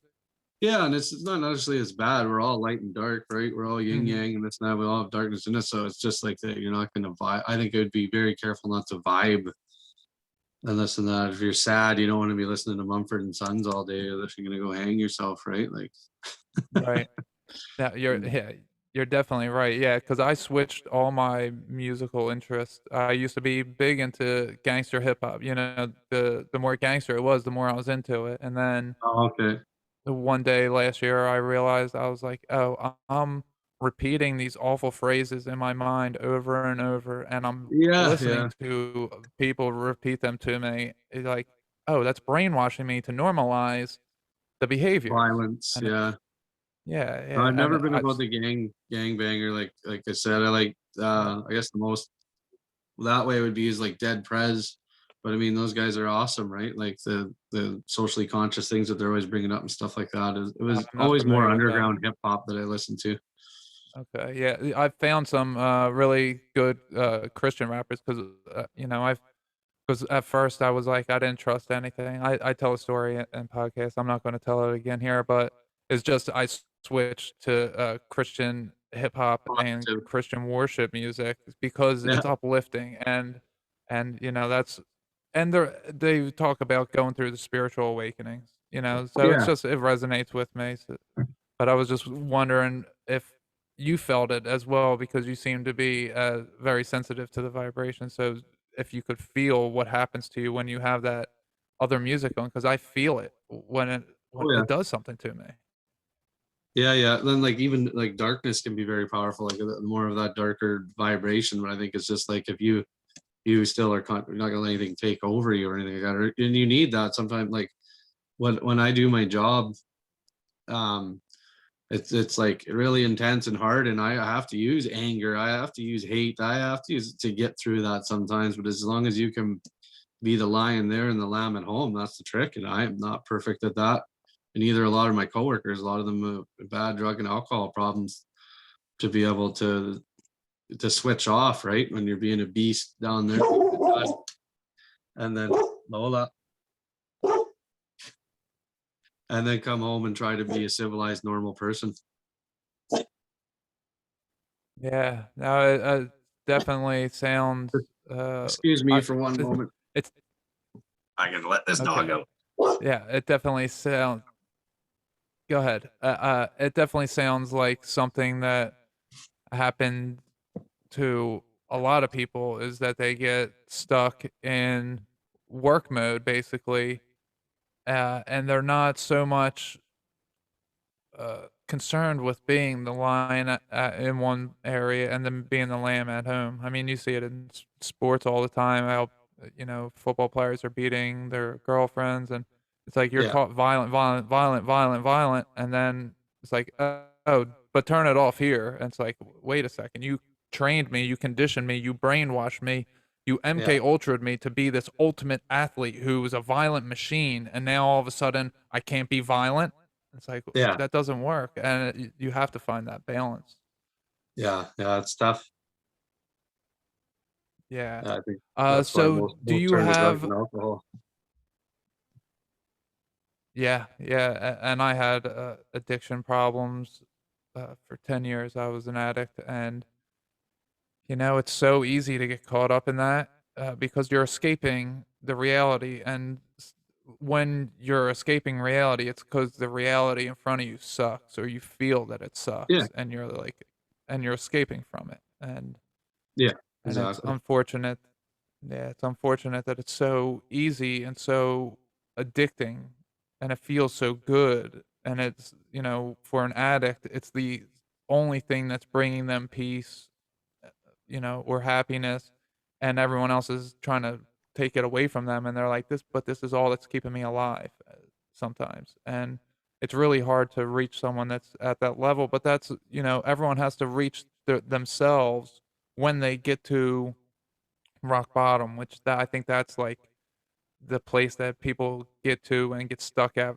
for a long time before they hit rock bottom is they just get to Yeah, this place where it's the only thing that's keeping them alive.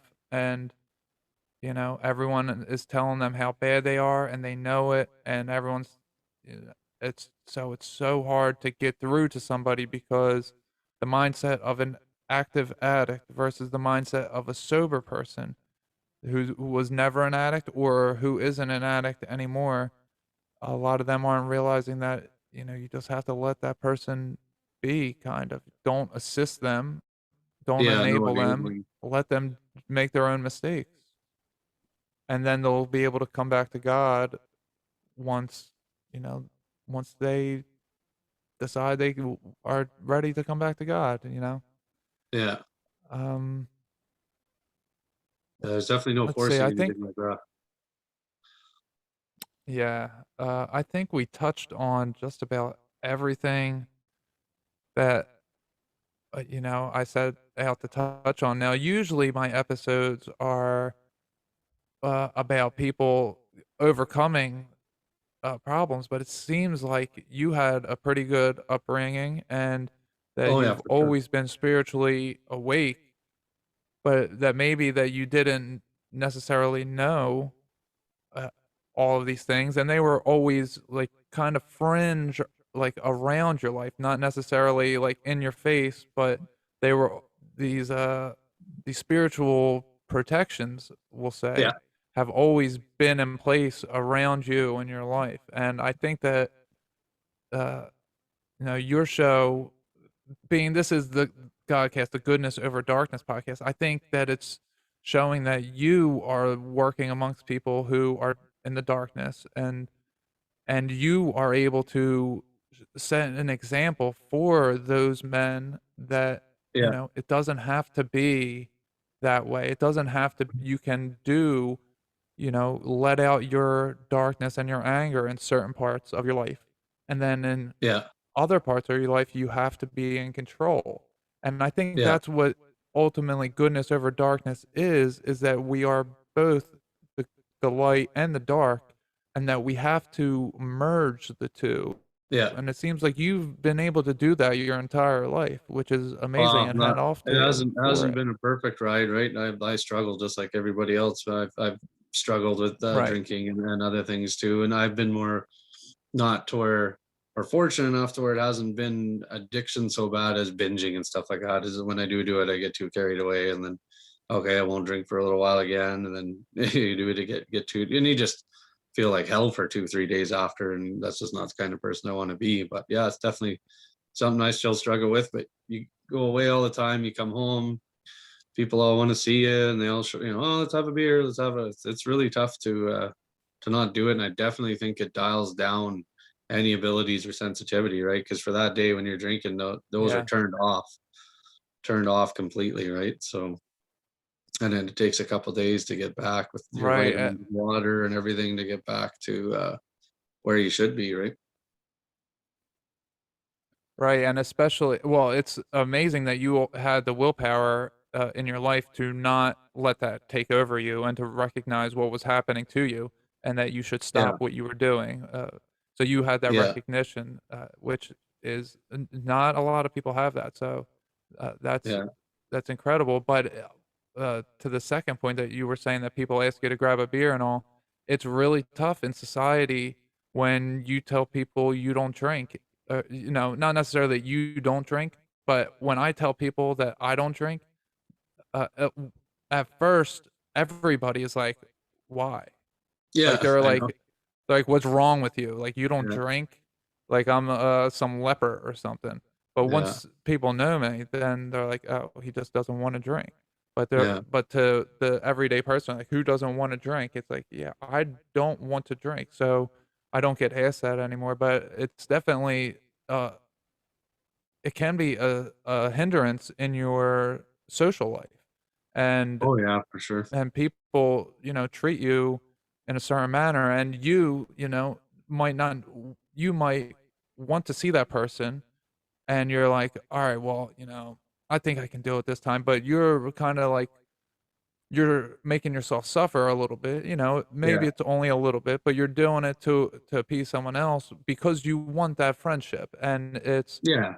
uh, so I see that on you have good control of it, it seems, but I see that a lot of people just conform in order to hold their social status and their social relationships, and, Sure. Yeah. I think that's probably and it's just hard. everybody just can't think of anything better to do, right? Everybody's just going along to get along, and a lot more people would probably do it a lot less if, yeah. So it takes some people to start doing it. Like I say, I'm not perfect. I try my best not to, but I still do have beer here and there, and I regret it like the next day completely. I'm like, oh, I didn't wake up at 5 in the morning. I didn't do this. I feel like shit. I'm dehydrated. Starting all over again. That's what it Yeah. feels like every time.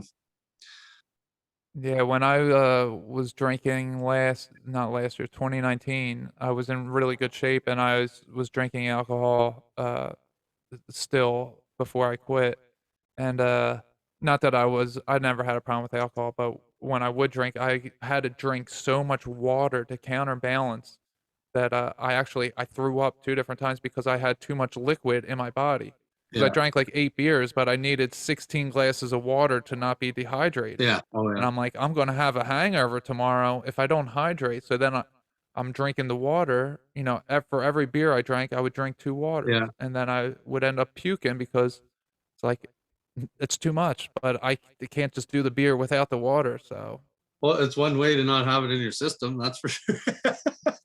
yeah, but then, I felt, awful the next day because I was still I guess I threw up all the water basically, but all Oh, the there you beer had still dehydrated. yeah, the thickness of the beer stayed and Yeah. dehydrated me, but all the liquid went out of me, so I was like, "Yeah, fuck that, I'm not doing that." Yeah, it's definitely the conclusion I'm coming to, just not to bother with that or anything, and debating other things too, smoking pot and doing mushrooms. I like microdosing pot. Sometimes I smoke it every day for a few months, and then I've been on a kick now. When I was first talking to Amy, I was right into it for 3 months, smoking every day. Now I haven't smoked it for 2 months, right? And it kind of goes up in waves, especially but mushrooms aren't so bad, but pot sometimes I gotta be really careful with. I'm really hitting the fifth dimension and thoughts unfolding in front of you, and be very careful not to have negative thoughts unfolding. And yeah, freaks me out sometimes. Wow, that does, marijuana does it to me too, that I get very spiritually attuned very quick. If Oh I yeah, wanna channel, I can do channelings where, an energy will speak through me. If I wanna do that, I just smoke a little bit of weed and it can come right through me. I've been, smoking CBD, so I got some CBD yesterday. I used yeah, to smoke CBD, and it's cool because it gives you a nice clean feeling and you're not so foggy, like, weed will give you a little fogginess, or the CBD, it gives you more clarity, but it's not as intense, which is also good for me because, like I said, all it takes is a few hits of a bowl for me, and it's I yeah. I'm gone. I Yeah, take CBD pills every morning too. I take a lot. I take okay. everything. I've been listening to health conscious people for many years. I probably take 26 different kinds of vitamins every morning. Oh, wow, see, I take Yeah. vitamin D3, I think it is, hold on, let me grab it. Yeah, vitamin D3 I take every day, and I used to microdose, mushrooms. I was doing 4 days on, 3 days off, which worked really well for me. I Okay, yeah, I did do 5 and 2. okay, yeah, well, see, with me, because I'm an addict, right, 5 days was too much because then Oh, I okay. would I would get that feeling of, like, I really wanna do it, but I'm like, "No, I gotta be strict, I can't do it," so then 4 and 3 worked for me pretty well. I did that for a month, and then I stopped for a while, and then I did it for another month, and, that worked out really well for me. And what I also took was Genius brand mushroom pills. So they sell them at like CVS or even on Amazon. They have a website. You can go to geniusbrand.com. With And lion's mane and stuff in it. yeah, there's 3 different mushrooms in it. Yeah, you take 3 pills every day for a month. They're not pills, they're vitamins. Uh, Yeah. and and, they made me so much more intelligent. They started putting my brain back together, and then they also have this other line, called, Consciousness, Genius brand Consciousness, and it's powder that you put in your drink, and you drink it every day, and that is like mushrooms, like, that is like psychedelic mushrooms, what it does to your consciousness. I mean, it Oh, wow. raises your spiritual acuity real high. It's like $40 for, like, a month's supply. It's really good. Huh. I suggest anybody, if anybody's in the mental capacity, maybe check with your doctor first or whatever. I'm not here to give medical advice to anybody, No, but that Genius brand mushroom pills and the Genius brand consciousness powder is where it's at. I'll have to It look it really up. helps. Yeah, I never took CBD pills. I have CBD flower, and that's the only reason why I even tried the CBD was because it looked, it was little buds. That it Yeah, looks like weed, but it's CBD, and yeah, the cartridges they turned me off. The pills turned me off because I was into smoking weed, so I was like, oh, I can smoke this flower. Let me see what this does. And once I did that, I was like, oh, okay, I kind of like this in a different way. I like it better, maybe not as good in a one way, but it's better than weed in another. So, it, everything has its good things and its bad things is all. yeah. There's It's all pros got and its cons. purposes for sure. Yeah. Well, I think we've been on for almost 2 hours now, right? Yeah, Something we've like that. we've rocked it here. Yeah, yeah, I'm so glad that you came on. And the show is a little different than the others, but it's some good information in here. And maybe in the beginning, we might lose some people who maybe were a little weirded out about the astral stuff, but that's just part of life and it's part Yeah, of what happens. And I am here to spread truth. And yeah, that is your truth, and I spread my truth, and, everything that we talk about on here, or at least what I try to talk about is truth on here, and I try to bring about how someone can just another perspective in how someone can heal their life and different things they can do, and I think you came here and you dropped a lot of knowledge on how you live your life and different things that you do and just I think that it's an example setting that happens that we live our lives and then we talk about what we're doing and how we're living our lives and when the right person hears it and it resonates with them they yeah. can Exactly. change what they need to change and it could be the way you do things help somebody or the way I do things, and we're not the same, but we're giving similar types of things out, but we're just giving different ways on how we got there, basically. Yeah, well, it's so awesome, this platform, this podcasting. I never listened to a podcast in my life until a year and a half ago. And I just had gone from the way I was mining was always an old school way, and I kind of resisted the new machines. Like, ah, those are for wussies, and the old school way is, it's tougher and you get paid better and this. Well, it's almost all gone out the window. Now I drive a big computerized machine with all these jet fighter controls and air conditioning and a Bluetooth stereo. So I was like, oh wow, well, what am I gonna do with this? I like to listen to music, but I like to listen to like-minded people or strange people or scientists or that. That's what I like to listen to. And it's just such a wonderful thing that we can all meet up and talk like this. I was talking to my dad this morning. I'm like, yeah, I'm gonna be talking to a guy from Georgia today. He's like, Georgia? I'm like, what the? And I've been talking to people in Florida and we're talking, and like you say, the resonation, we're building a network all together, right? Like you say, maybe we're the Right, freedom fighters or whatever, but we're all connected and we're all joining up for the Care Bear stare, I guess. right, and I think that, the best part about the podcast, versus the online, the social media, is that on social media, you're gonna be put into a box, and your algorithms, you're gonna be in an echo chamber real quick, no Right. matter Yeah. what you're into. But with podcasts is, firstly, you're listening to people speak instead of seeing them type words on a screen, which then you can interpret it in any way. But when you hear someone's voice and their mannerisms and the intent and attitude that they have towards something, then you get Yeah. a better feel.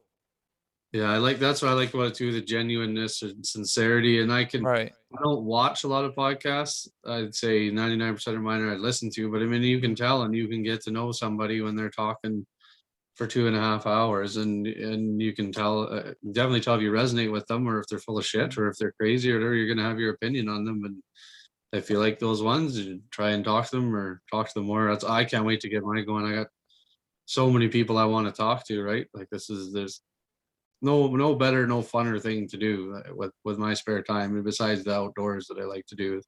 It's definitely what I want to do in my evenings and the long. We got rainy, wet winters here, so I'll have plenty of time in the winter to sit inside and do this. Yeah, well, I mean, I just love this. This has been so healing doing my podcast. I get to learn these new things, and like early on, you said something that was quite simple, and it just blew my mind because made these connections happen for me. It was like, oh, if that, then that, then that, and it's just like so many things just blow my mind, and it's just having conversations with people, and it's all just to, basically put out information. It's, the new way of entertainment.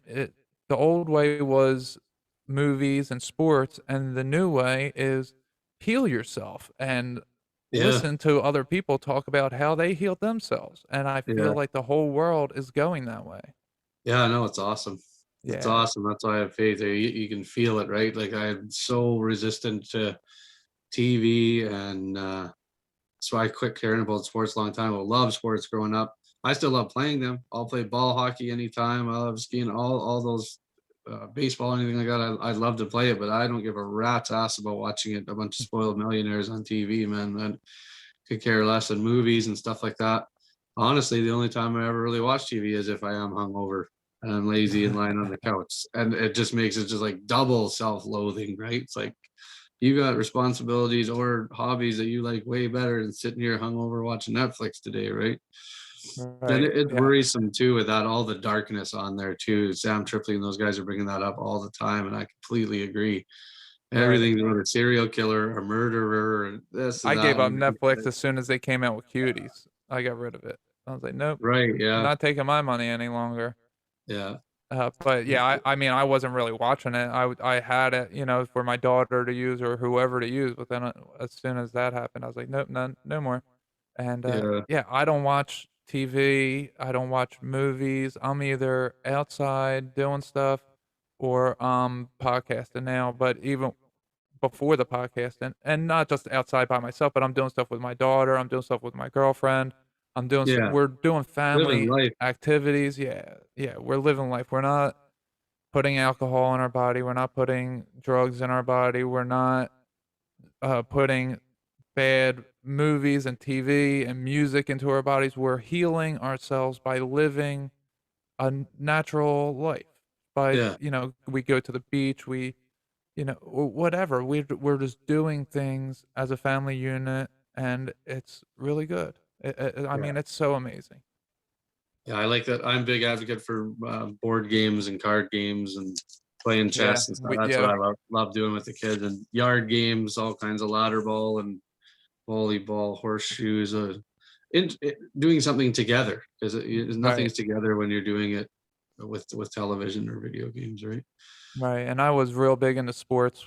I mean, I knew everything about every player and every sport growing up, and now it means nothing to me. And like you said, I wouldn't mind playing sports still. I'm very active, and I coach, or, I would still coach, but just the professional stuff, I have no interest Mm. at all, none. Like I actively dislike it actually, Yeah.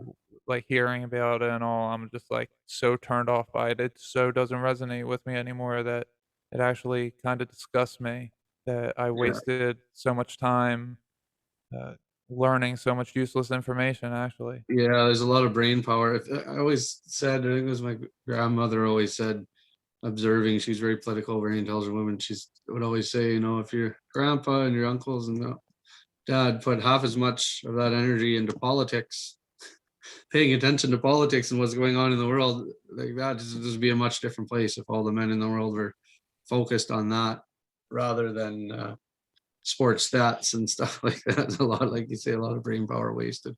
Yeah, and then you have fantasy sports, and then you have video game sports with the esports, and now it's so many Video different game hockey variations. still has its hooks in me. I still do love video game hockey. Yeah. Well, I mean, it is good to sometimes, dull yourself down. Sometimes we get so into our lives and it becomes so much that, like the other day, me and my girlfriend, we watched The Office. We watched an episode of that just to laugh, just to, enjoy life.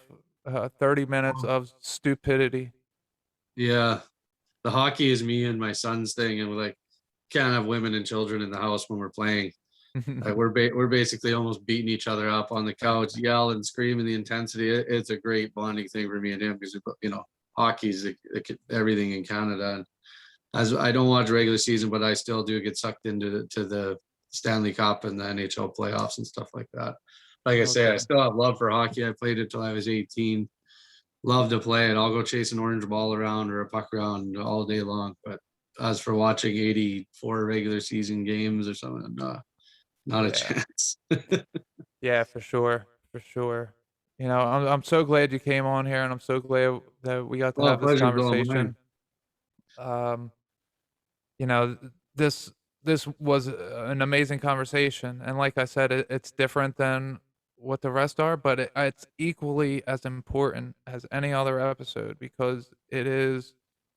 I got to talk about some things of myself in this episode that I necessarily, or I'm sorry, that I haven't necessarily been able to speak about in past episodes. And, talking to someone like you just triggers memories in me. And that's what I really enjoy most about speaking to different people about the things that I like most in life, which is the spiritual nature of life and just how life is when I get to speak to people and they start to trigger memories in me and I trigger memories in them, Yeah, oh for and, sure. and then we grow our consciousness together. And Yeah, it's my favorite part of speaking to people is growing my consciousness and them growing theirs simultaneously. yeah, Having for sure. conversations is like my favorite thing. It's like makes me it gets the feeling like I've had the whole time too, like on the right path, right? Like I haven't had any particularly Mhm. strong deja vu or anything, but it's just like an overwhelmed feeling the whole time, right? That this is the direction that I'm supposed to be going. It's just maintaining it and putting your effort into it. Yeah, well, yeah, uh, it's like you'll see the clock will be 2:22, 11:11, or, Oh yeah, that's it's all synchronicities is how you know that you're on the right path. yeah, for It's sure. like you said, it's just a knowing, and it's so easy too when something comes easy, it's like, "Oh, that's what I'm supposed to be doing." But when it's Hmm. a grind, when it's something that not necessarily a grind because it is good to go overcome hard tasks, but when things are too hard, when they're too difficult mentally and emotionally, it's Hmm. like, "Oh, I have to stop doing that. I can't keep doing it this way." That's insanity when you expect different results by doing the same things. So it's, Same behavior. once Yeah. yeah, so once you step away from that and things become easier, then you're like, "Oh, I wanna do this more," and then things become easier and easier and easier, and it's because you want it more and more and more, and it's this whole feeling, like you just said, of just knowing uh, that you're on the right path. Yeah, for sure. Yeah, so I think that's going to be everything. So I'm going to end the recording here, but do you want to plug anything? I know you said that you're going to Well, do a yeah, podcast, that you're interested in it. Do you have a I name for it or anything? I think it's going to be Peraki, but I really want to, and that's P-E-R-K-E-E. Um, Okay. oh, did I say that right? No, P-E-R-A-K-E-E. Yeah. But I want to run it by the guy, like the guy that I've learned it from. This is his story passed down through his lineage and grandpa and stuff like that. And he's not doing a podcast, but I want his permission, and I've been trying to get a hold of him and talking about it. If it's okay if I call it that, right? Would want his good blessings. If not, I'll come up with something else. But You should yeah, probably interview him for your first episode then. that's what I want to do, right? That's what I'm trying to get going. But we'll see how that works out. Yeah. Either way I'm doing it. It just might be under a different name. And then yeah, and something else I'm trying to get off the ground and help a friend out with is mushroomprince.com. Check that out if you're in want to grow your own mushrooms or microdose or whatever you got. And just so Facebook and all the algorithms know, this is not illegal, Yeah, totally right? legal. Right. So these are just spore prints, correct? Or prints, that's right. Right. And spore prints are 100% legal. That's so correct. So, there's no infringement, there's no illegal activity occurring. Yeah. Just so everybody listening knows these are okay things. Yeah. So you said mushroomprince.com? Yeah, mushroomprince.com. And again, Okay. just thanks for having me on the show. It was an awesome conversation and I really enjoyed it. Yeah, absolutely. Thank you so much for coming on. I'm so glad that we got to talk. And everybody, I will talk to you later.